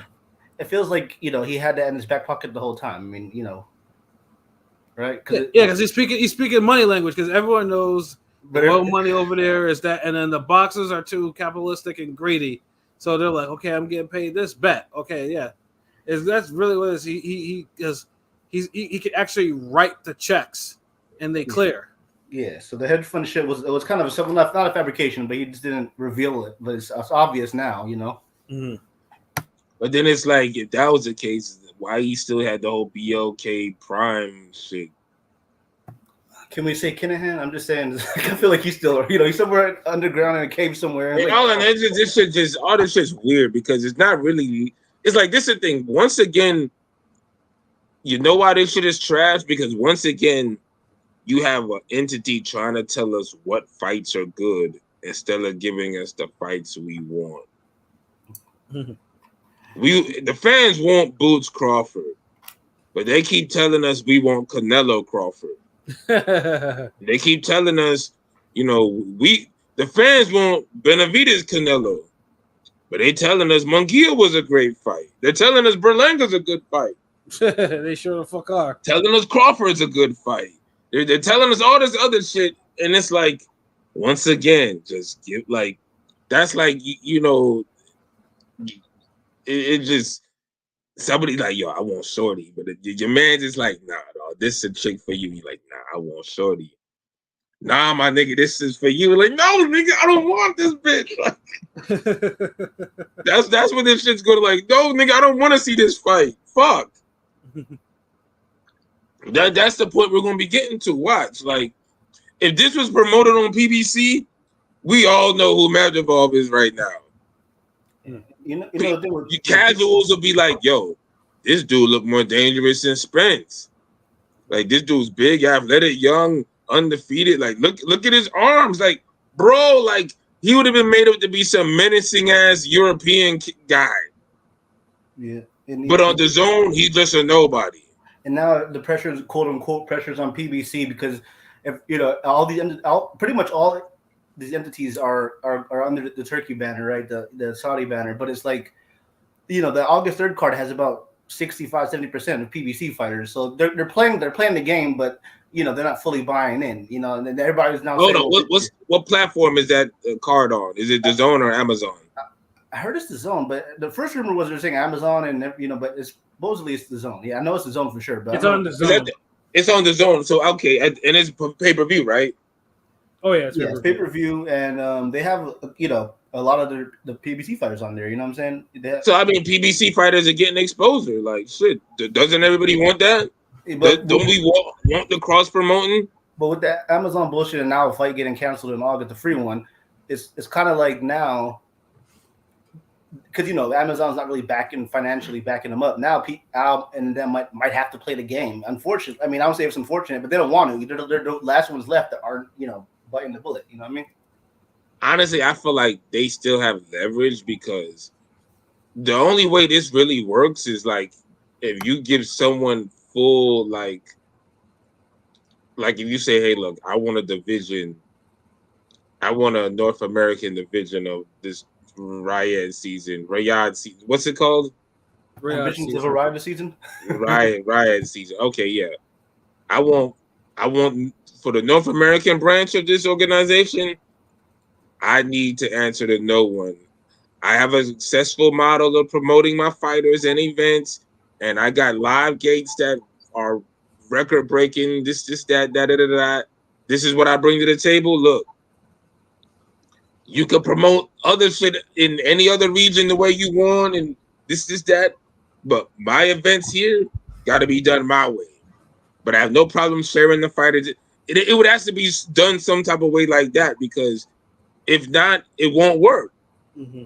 You would just have a bunch of random boxing events that nobody would care about with no buzz. The buzz would have to come down to the fighter, and everybody isn't damn Tank. Everybody isn't Broner. Everybody isn't damn Teofimo. Everybody isn't Shakur. And what I mean by that is everybody out there talking shit or doing crazy shit that sell themselves. Mm-hmm. Like, it's just now getting Crawford dabbling in wrestling. And he's been one of the top athletes in boxing for like the last 10 years. So you see how late these niggas work? Like, and that's no disrespect to him. I'm just being honest. Like I said, obviously we'll see how all this plays out. Yeah, we'll still see. Like, Yeah, on the third. Niggas could surprise us. Yeah, because this is this summer. Unlike last summer where we had two damn near super fights in 1 week. We're not. We're basically getting which is pretty much the de facto super card. So we're gonna see how it's gonna go. It's gonna be a long card for damn sure. But we don't have nothing else on the horizon afterwards. That shit feel like a season finale. Yeah, because we don't know PBC's. Like I said, their first non-prime pay-per-view card just got canceled or postponed. Excuse me. And why are they only making one card at a time, nigga? Like, jeez. They should have had like two of them already, like three of them already made. And it's like, okay, one got canceled. Okay, cool. All right. But y'all putting y'all eggs in a basket on a Caleb Plant cannon fodder fight. Do y'all even care? Like, what are y'all doing over there? Yeah, I don't know what they're doing with Prime. And the Prime is airing their fights, but yeah, in terms of what they're doing, it's again the fourth card What's wrong with these niggas? Yeah. We should, but boxing is moving in a very strange direction. You know, it's gone are the days where all you needed to do was like turn on HBO or Showtime to go watch a fight. Those days are done, unfortunately. And once ESPN is that, I mean, it looks like there's unless something else pops up, it looks like it's gonna be future is we're gonna be watching shit on the zone. All I know is boxing.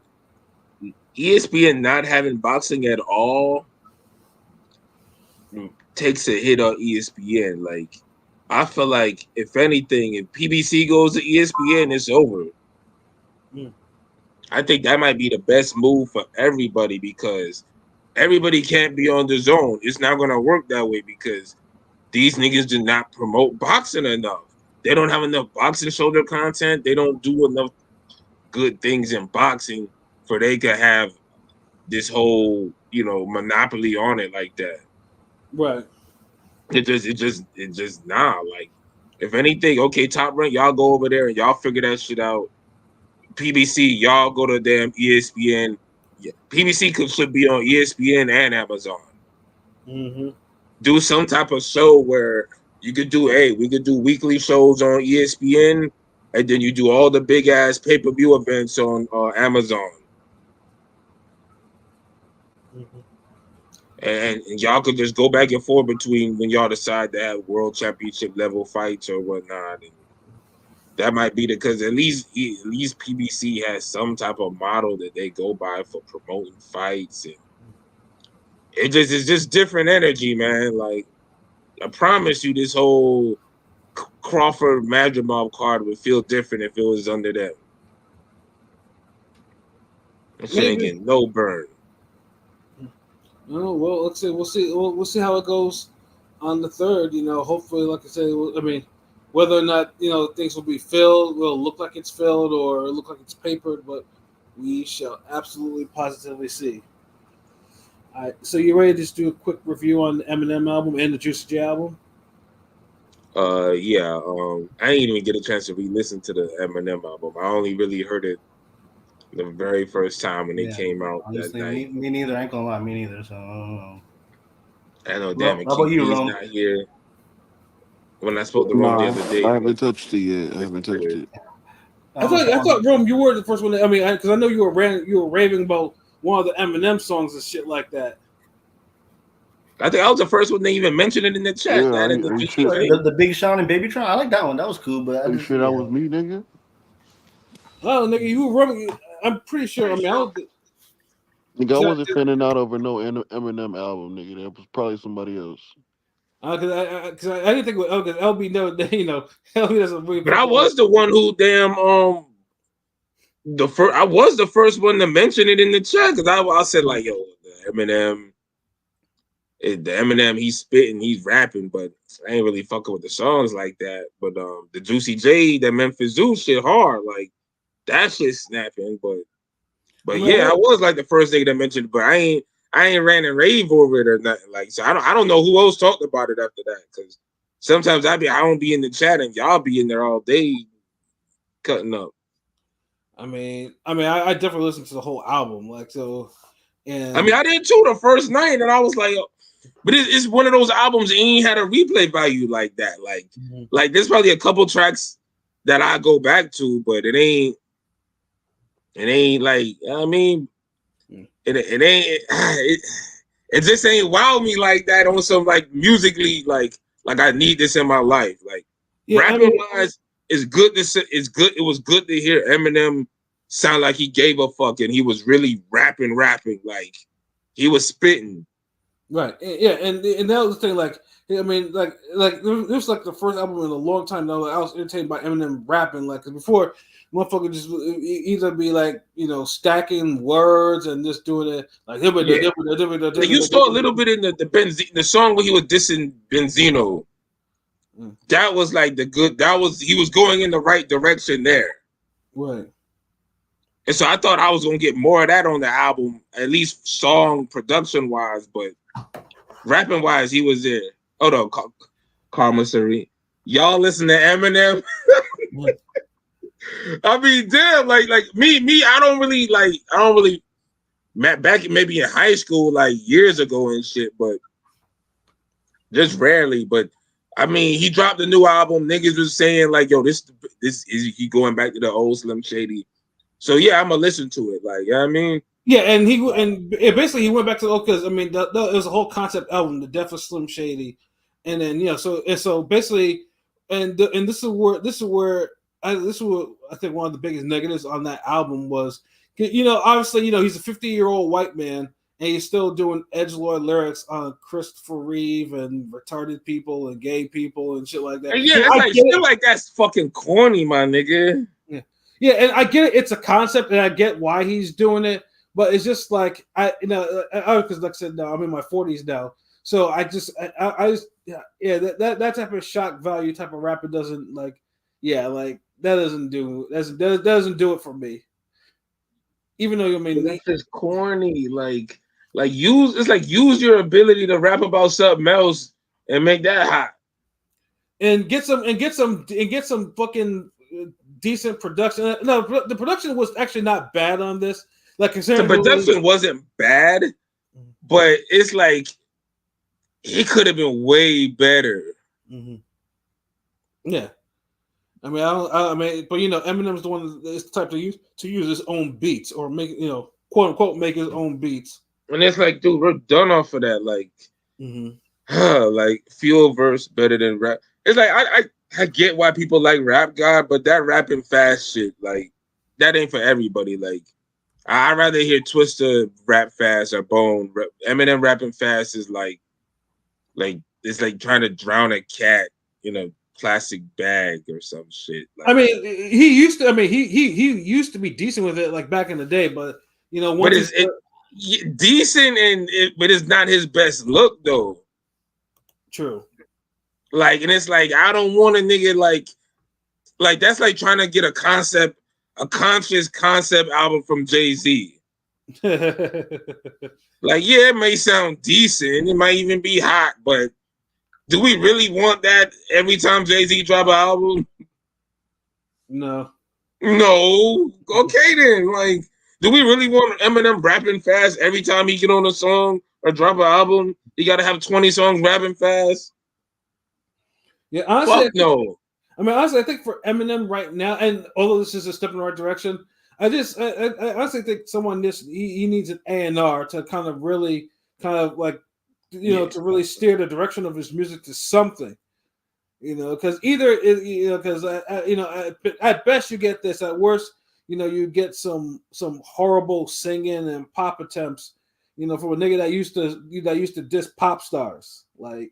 Yeah, and the thing is, those type of songs aren't even that bad on the album. Like, I think the one with Jelly Roll at the end, I think, dude. Yeah, that's actually pretty good. Jelly Roll's funny thing too. I didn't think much of Jelly Roll, but I was like, damn, he's kind of like he made that track. Yeah.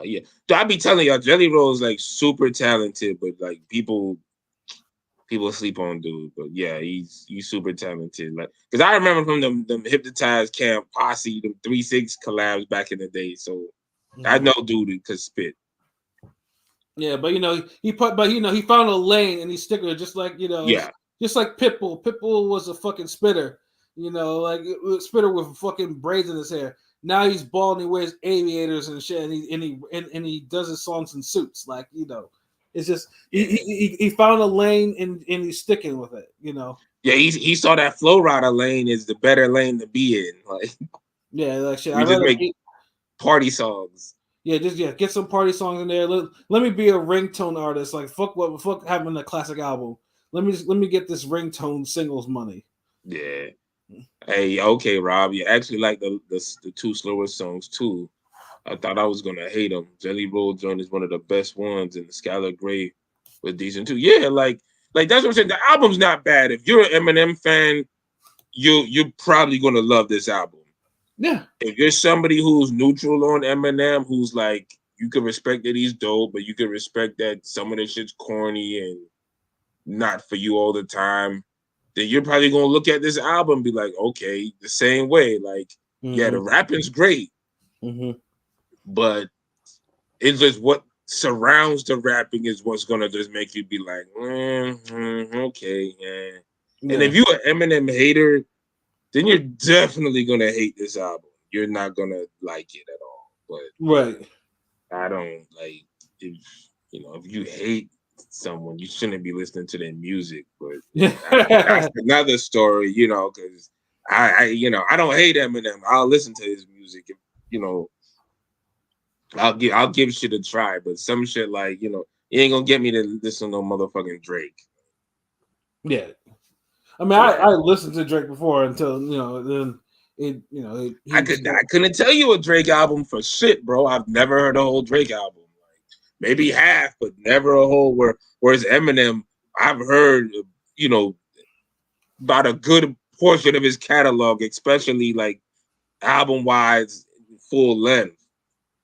Yeah, it's like Infinite, the first three, yeah. So yeah, Slim Shady LP, Marshall Mathers LP, Eminem Show. Yeah, those are the classic Eminem albums. Those are basically prime Eminem. After that, I know most people are putting Death of Slim Shady after those albums, and yeah, it truthfully it might actually be that way. So it's like it's not, but yeah, it's one. Although it got better beats than Infinite, so like, come on. Yeah, Infinite is like underground. That's basically he's doing his best AZ impression. Oh, what's that one nigga from Brooklyn? Not AZ, Master Ace. Yeah, Master. Yeah. That's the thing. Eminem is more Master Ace than AZ. Although I get it, but like I feel like when you hear like Eminem is straight up rapping like Master Ace. Yeah, and it says Rob D. But I put this at fifth. Out Relapse. Relapse was a good album, but like I said, it's just like I said, the replay value. It's a good album, but the replay value isn't there. Yeah, a lot of these lyrical niggas, they can't like make like the replay value for some of these albums just don't be there. Like, yeah. So I went back, listened to some of his lesser work, and there's some good songs, but the album. So yeah, that's been the case for Eminem for me. Like the last 10, 15 years, like the album's just been mid or trash, but every now and then you'll get a gem and you're like, oh shit, like he's fucking spitting on this. Like wow. And honestly, I still feel like he owed Benzino a reply. Like I don't like how he dug up a corpse, but then the corpse turned into like a level 5 zombie and attacked him, and he ain't do nothing back. Like, because that's literally what happened. Like, he let the corpse just run away. Like, right. That shit got reanimated, and he forgot about it because no one ever swung on Eminem like that before. Like, he was really piecing dudes. So, don't think the album made me forget that. Especially if you're talking about Christopher Reeve and you couldn't damn say nothing about the goddamn Benzino, like the fuck. Right, Christopher Reeve's been dead, but still, yeah. That's why I was cringing. I was like, yeah, I don't want to hear no damn Christopher Reeve punchline. Yeah, imagine that shit being in the car. It's like that's the corny shit I be talking about. Like, like cringe. So no, I mean, if I had to rate the Eminem album, I mean it's either a 7 or an 8, like somewhere around. Yeah, I was about to say 7. Like this is like a 7 for me. Like yeah, but it's an 8 has to have a certain level of replay value. You're right, and only like I said, only a handful of songs do. But yeah, you know what? 7 might actually be the score for that one. Yeah, so like now, would I reckon? Yeah, and like you said, if you're an Eminem fan, yeah, you'll most likely you will fuck with this album a lot. If you're not one, and you're just curious to see why it's getting the type of shit, well, the reaction will probably be a little bit more mixed. Yeah, Eminem, a true like a real Eminem fan, like you might get this album an 8. A non-Eminem fan, get this a 7. Mm-hmm. Or somebody who's like neutral, like you was a bigger fan of him back in the day.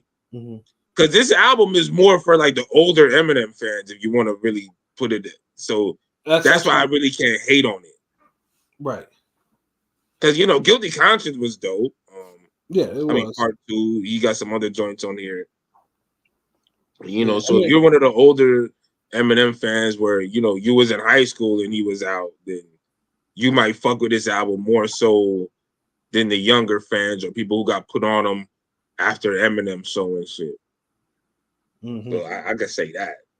Yeah, but yeah, no, like I said, no, yeah. I mean, like I said, you listen to the album just for your own opinion about it. But the other album though that I know I listened to too and LB recommended, was the Juicy J joint with Xavier Wolf, Memphis Zoo. Now, the good in this album, the fucking production was so fucking clean. Like I played this in the car. Like that shit was riding like a motherfucker. I was just like, oh shit. Like this shit was clean. Like even for fucking doing this shit, like I mean, my shit connects on Bluetooth and everything like that. That shit was clean. Like that shit had my speakers bumping. Like that shit was clean production. Like I was like, what the fuck? Like this shit.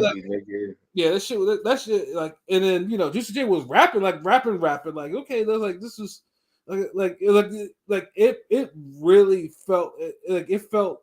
This is honestly is slept on. Like this album was seriously dope. Like this was a dope album to ride to. I was like, okay, good shit. This is what I'm talking about. It's good to hear Project production shit was just hard. Yeah, it was. It was good to hear Project Pat on this shit. You know what I'm saying? Yeah, this shit was dope. Like, was a Survivor, Rich for Light, Church, Don't Let Them See. Like, honestly, there were a lot of these shorts that was like my favorites on this shit. Like, Yeah, you could play the whole tape and not skip. It just back to back banger after banger after banger. The intro, one of my favorites. Knocking at the dope man's door. Like that's like classic. Mm-hmm.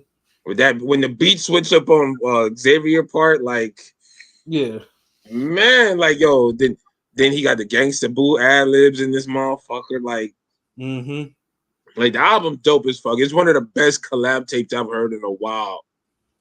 Like the production, the chemistry, like it just keeps going. Like, yeah, the only bad thing about this album was it was fucking short. It clocked in. Yeah, some of the songs too short. Yeah. Like Rich for Life, like that should be longer. Surviving should have been longer. Like, what the fuck? I was just like, damn, like, yeah. So that's what I'm saying. Like Memphis Zoo was like, it was just good to hear clean production like that, and just nigga that was just that was spitting like dope shit over it. Like, yeah, because niggas were just flossing, rapping, trapping. Like, it was just a whole mixture of like good vibes. Like, yeah, over some great production, and you just hype. Like, I loved it. If I had to rate it, I'd give it a 9. Like, yeah, same. Yeah, like I said, if it was at least 10 to 12 minutes longer, it might have gotten to 10. But yeah, honestly, that's the only thing that was missing. Like, a lot of those songs, if they would have had like a third verse or just rolled out a little bit longer and complete a good 3-minute, 4-minute song. Yeah, like, because I felt like it's one of those albums, because when I heard it the first time, I played it. I started it over, played it right back. Yeah. See, with the Eminem, when I heard the Eminem the first time, I went and listened to a few select songs once again. With the Juicy J, I played the whole thing again because it was that fire.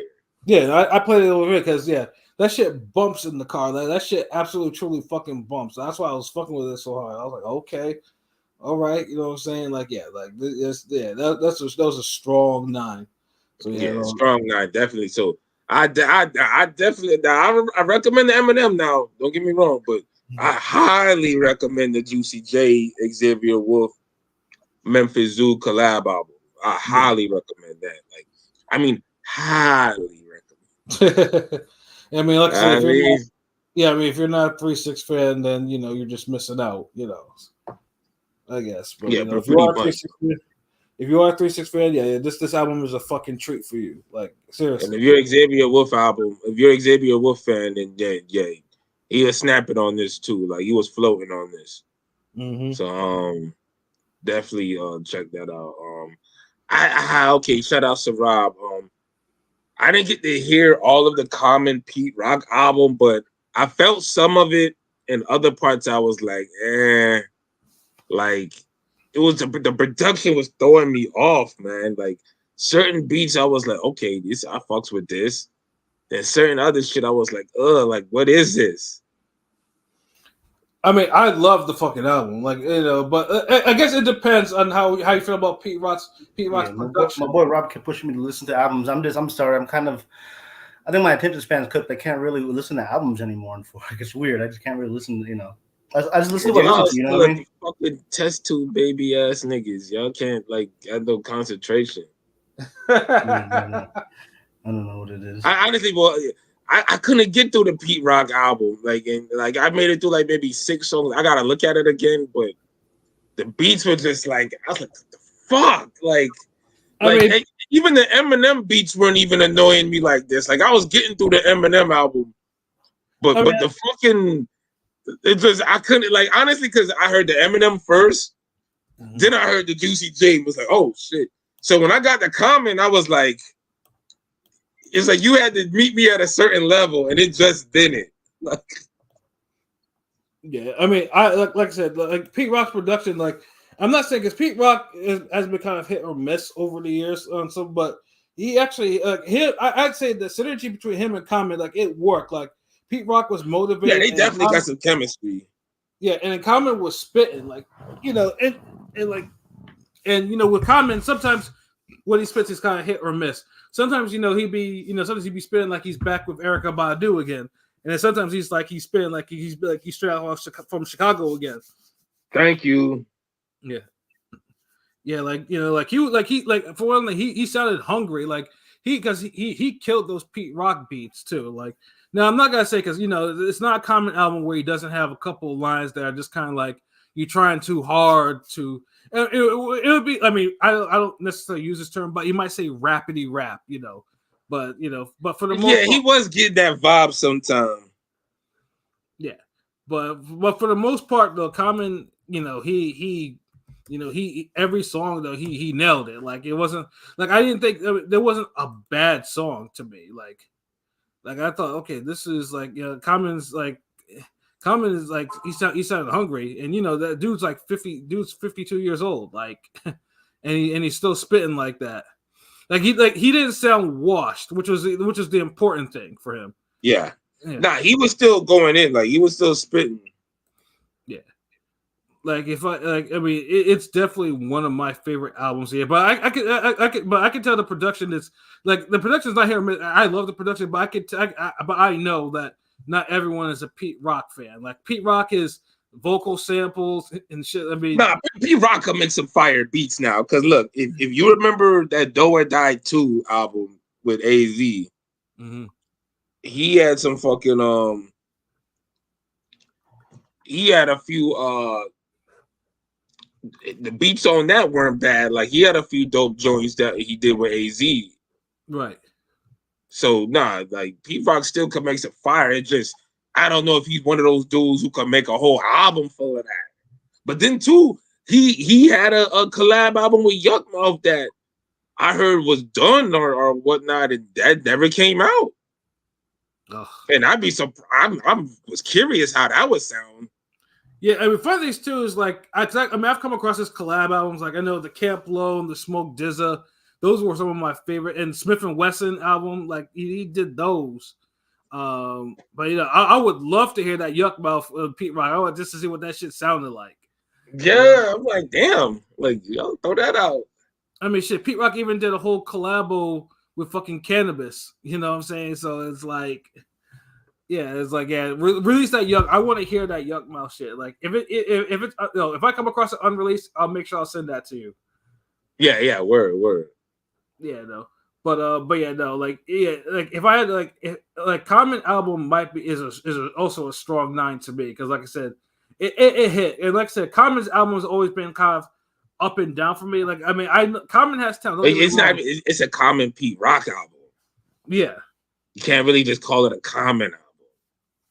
Yeah, and well, I get you right though. But one without, I mean, the album is not, the album doesn't with one without the other. Like I said, the synergy was, you can tell them niggas was actually in the studio You know, they were like the chemistry was flowing. Like he had the beats, and Common was writing to them shits or freestyle or whatever the fuck. Like that's what it sounds like to me. It didn't sound like, you know, someone is recording on, you know, and they're sending a dat to another dat, and you know they're cutting and pasting on the beat. So yeah. Okay, yeah. With me, yeah, I probably agree. One Day It All Makes Sense. I probably like that album the most. Then what's that one he had with Bilal? I think he had the Bilal song, and you know, dun, dun, dun, and you know. no, you're not talking about Electric Circus, are you? Is that nah? Fuck, that album was horrible. But Yeah. there was one song he had. I think it's like a riot.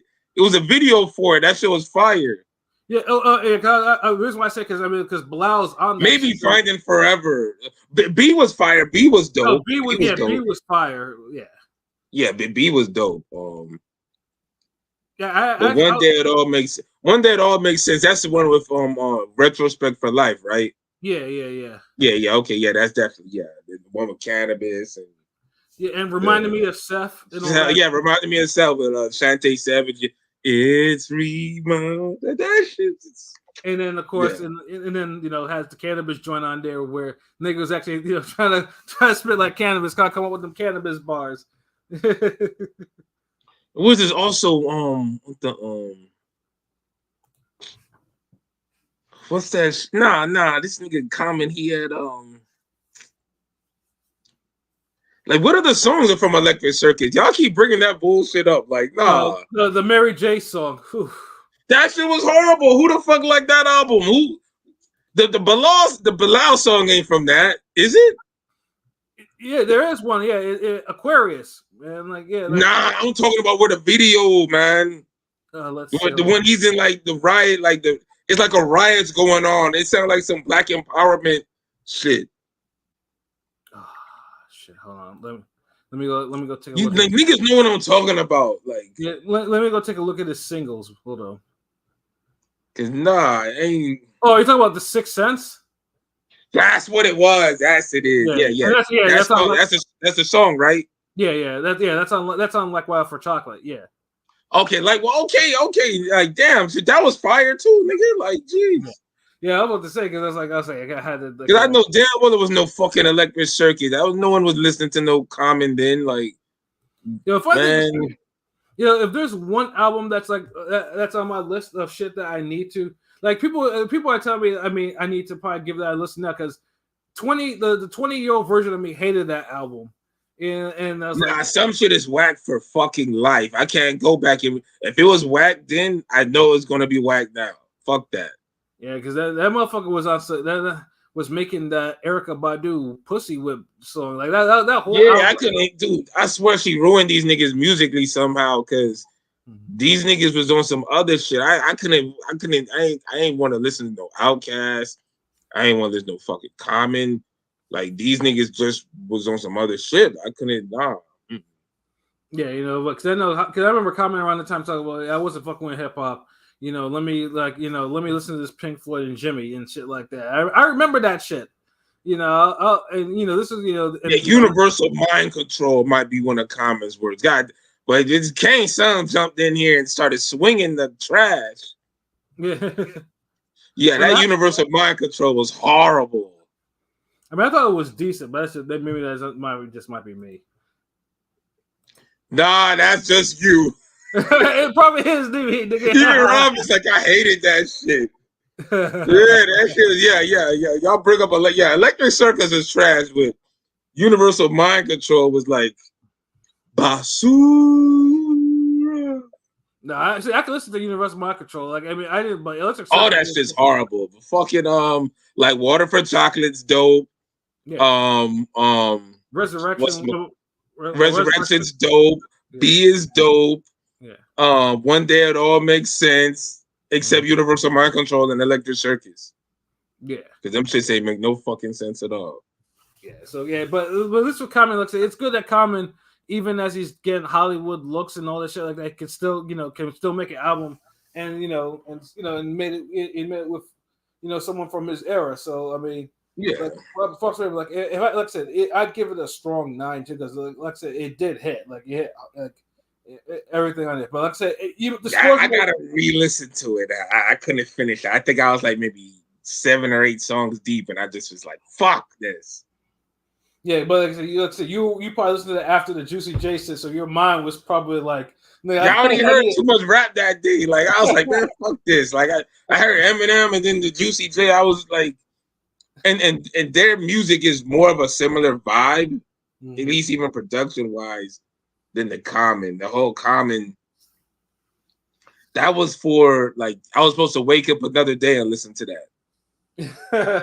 Back in the day, it's like with boxing now. Like I could only watch so much boxing now. The old Shutter, the young Shutter back in the day, I could literally wake up, watch boxing, go down the street, do some stupid shit, whatever, come back, watch boxing before I go to sleep, play boxing, Knockout Kings, the fucking fight, whatever, boxing. I just keep watching that shit, whatever. Now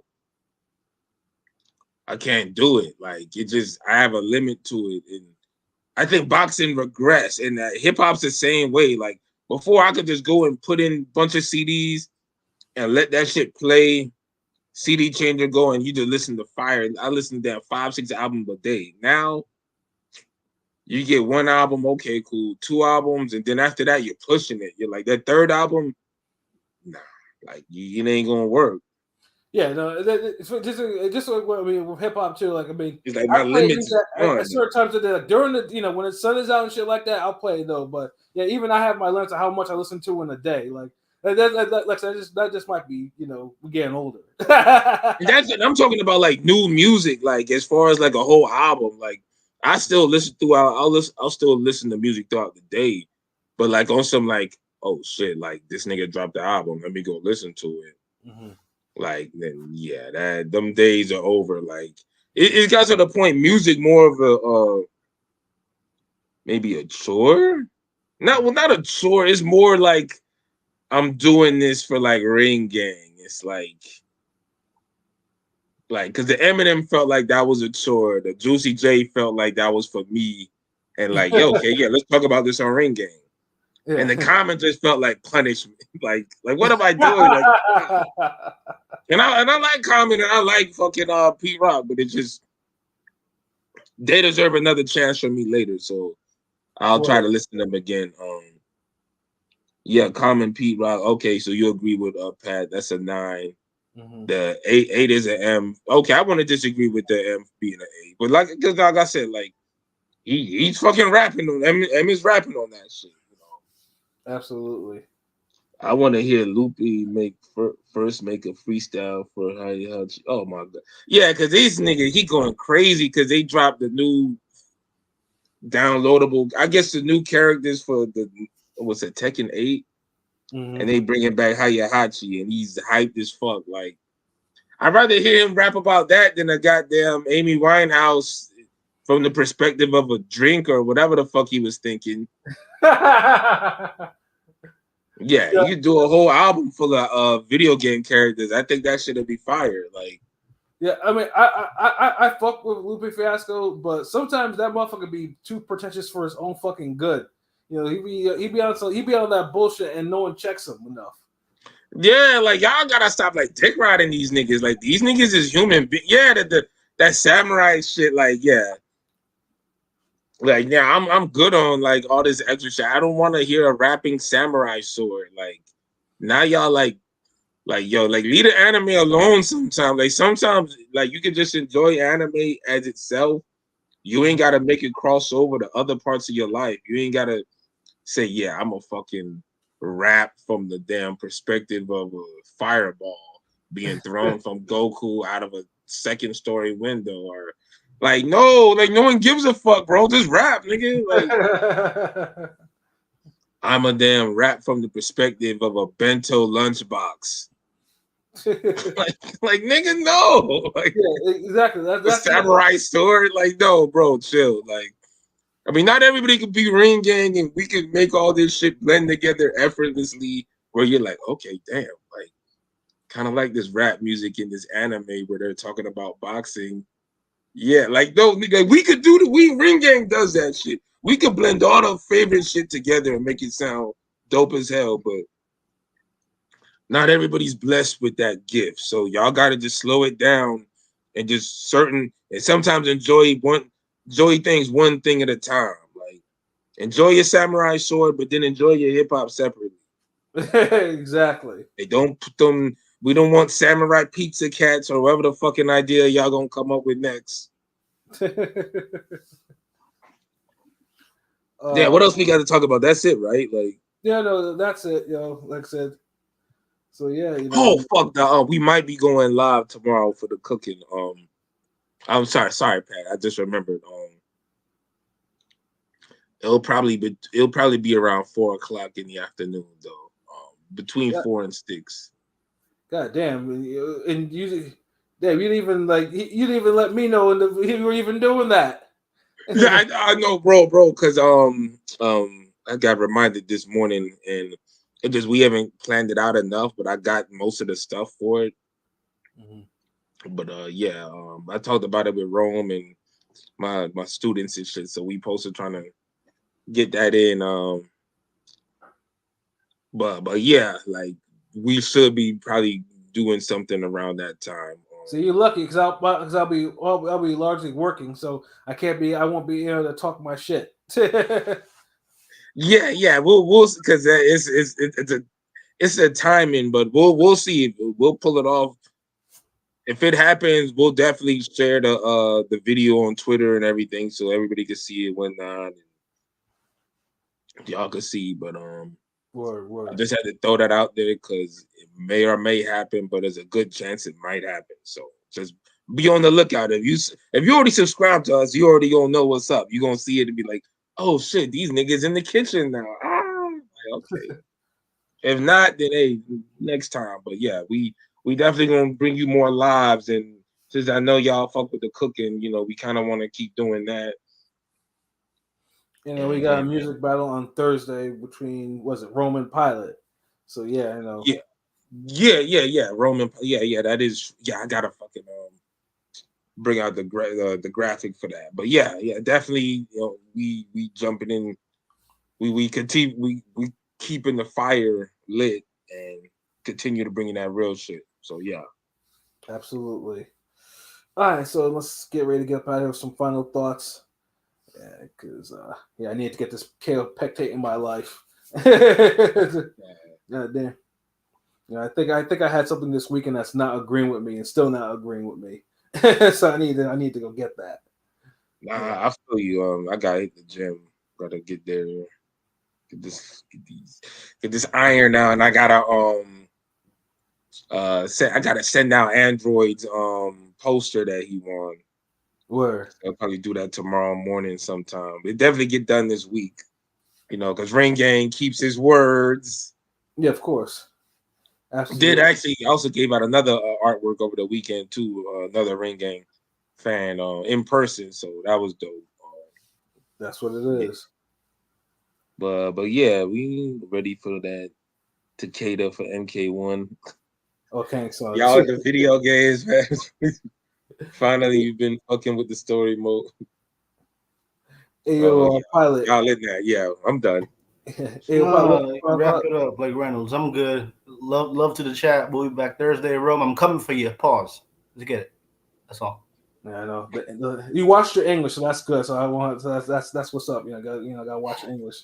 Hey, when that Wolverine Deadpool movie come out? Thursday, bro. Oh, okay. Word. Yeah, I'm going to probably watch it on Friday. My cleaner's coming here at 3:30, so but she's gonna be here for 3 hours. So I'm gonna use that time to escape to the local theater and get me some popcorn and watch this shit. Yeah, definitely gotta check that out. Since it's rated R. It's rated R. Oh, it's okay. Rated R, nigga, yeah. All right, my nigga. Good shit. Okay, finally they woke up. Like, yeah. So you got your fucking head on their shoulders. I'm expecting to see motherfuckers fucked up, and they better be fucked up. God damn it. Yeah. Facts. And another thing, y'all check out Those About to Die. Like that show is fire.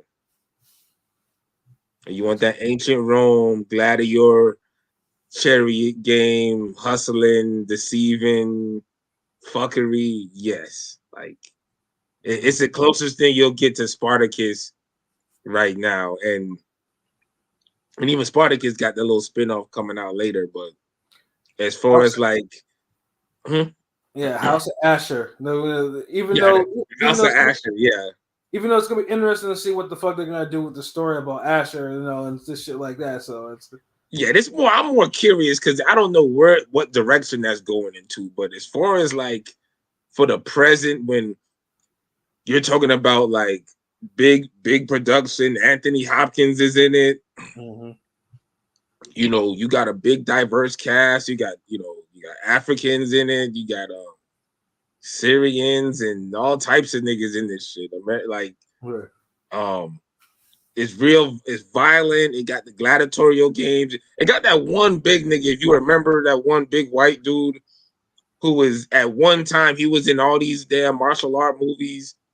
I think he was in like Nathan Jones. I don't know, but he was in something with Jet Li where I think Jet Li fought him. I wouldn't be sure because Nathan Jones, head. Because he used to be, Nathan Jones used to be in the WWE, but that's how he makes his living now. He's brought it up. He being random, like he's one of these big ass Theophilus looking ass niggas. Like he's one of these big ass 6 or 7 feet ass motherfuckers. Like, yeah, he being moved with Tony Jaa and Jet Li, and he takes an ass whooping though. Yeah. So okay, you know the guy. So he's in this. So it's a big cast. It's violent. They do the whole gladiator game shit, like with the chariot races, the whole backdoor dealing with niggas is like, yo, like, nah, I'll pay this, I'll do that. And yo, put a hit out on this nigga, and yo, murk this bitch, or get that, like, all that shit goes on. Like, so it's real good. These niggas got like African lions murking niggas. Yeah, I mean, I've been trying. Yeah, that's gonna get into my hub very shortly. Yeah, it's about like 10 episodes. I think I'm going on to the 5th one now. And repeat the name of it for the people listening. Those About to Die. Those About to Die. That's. And has there ever been like a more realer damn name for a show? Because every scene it feel like somebody's about to die. Like honestly, because I mean, like niggas is getting like sold off into slavery and shit. So it's like yeah, it's a real like that sounds like a dope ass mixtape album or a song title, like Those About to Die. Like, so yeah, that's just real. Like, and expect the fuckery. This is ancient Rome, so I'm just giving you the little you know what I mean? Like, yeah, Those About to Die. Oh, I'm just looking at it now. It let's see.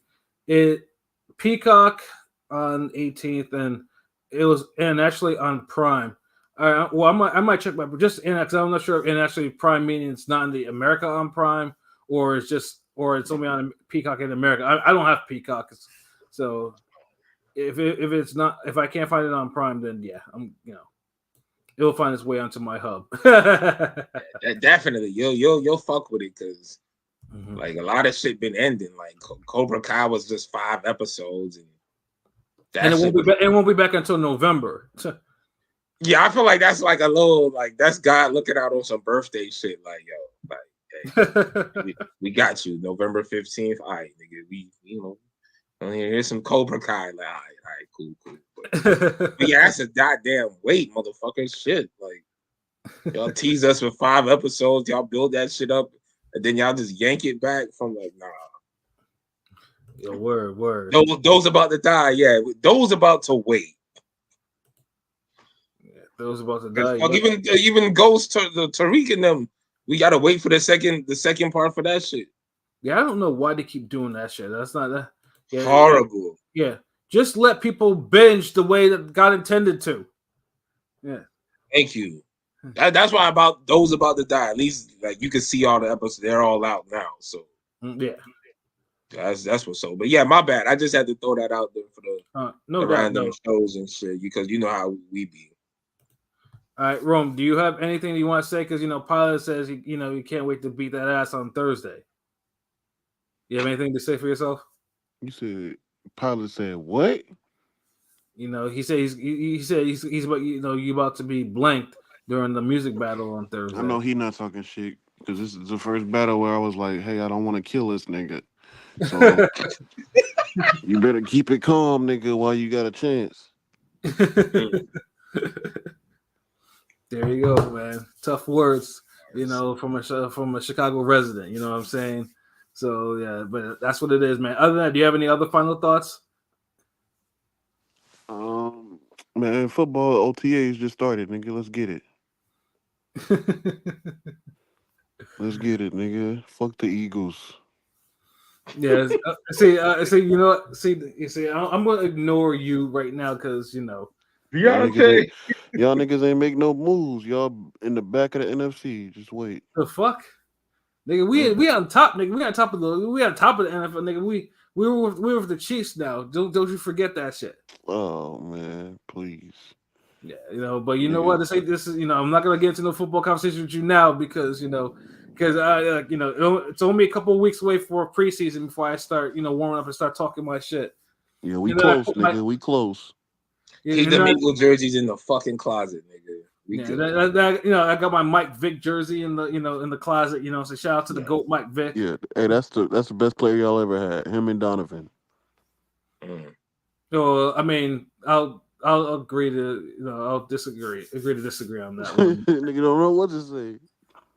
Mike, sound like it could be a Twitter poll later on. Who's the best Eagles player? And you had those options. Truthfully, Mike Vick is not my favorite Eagles player of all time either. So Michael Vick, he said Deshaun the best Jackson. one. He said that's the best y'all ever had. It'll be Michael Vick, Deshaun Jackson, Donovan McNabb, T.O. That's it.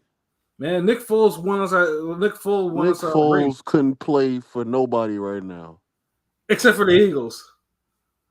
Nigga. Is that a compliment or like what does that even mean? Hey, he has a winning record. Like nobody else would want him but the Eagles. Like the fuck. Well, let's just say this. Let's say when LeBron was on the Heat, let's say LeBron got hurt in the playoffs, and Shane Battier went off for 20 for the rest of the playoffs. That's what the fuck, and then they end up winning the finals. That is what Nick Foles did, nigga. Well, Nick Foles sent your 12. Nick Foles sent your 12-4 team home in the playoffs. Just remember that. No, our kicker did, nigga. I mean, I can't I kind of see when he put it in basketball terms, so I could understand because he knows I'm like footballically challenged. I kind of get it. Like it's dope, but that ain't like best player franchise dope. But it's dope. If Carson Wentz would have kept playing that year, them niggas would have got dusted. That nigga's trash. Well, no, Carson Wentz is bad now, but he has a ring. No Bears quarterback has had a ring in 20-something years or 30-something years. Yeah, how would you feel being a starting quarterback, letting the backup quarterback get you your first ring, nigga? I mean, you're the last. I mean, the last Bears quarterback. When you put it so condescendingly. I mean, the last Bears quarterback that has a ring has dementia now. So Rex Grossman got the NFC Championship ring, nigga. He don't got a Super Bowl ring, nigga. Like, and fuck a Rex. I think it's like he got the ring that counts. Division champs. Niggas like he got a wedding ring. He got a division ring. Like no, nigga, Super Bowl ring, motherfucker. He got some Sonic rings. He got Sonic rings. He got onion rings. So y'all niggas kill me with the football. So, oh my god. I can't wait. I can't wait for football talk. Because I become super annoying, especially on my IG, especially when the Eagles. Yes, we all know, bro. Like, I get. Yeah, fucking. I just go by the IG stories, nigga. Yeah, I tell niggas all the time that Eagles are number one, and this, and then and I pray that the Eagles do number one shit, which they fell for. They didn't. Last year was a little difficulty, but we fixed that, so we good. You know what I'm saying? And Kang Sung, yes, those about to die is on Peacock. Yes. Yeah, you'll fuck with that show. Like it's on the level of Shogun, maybe more action.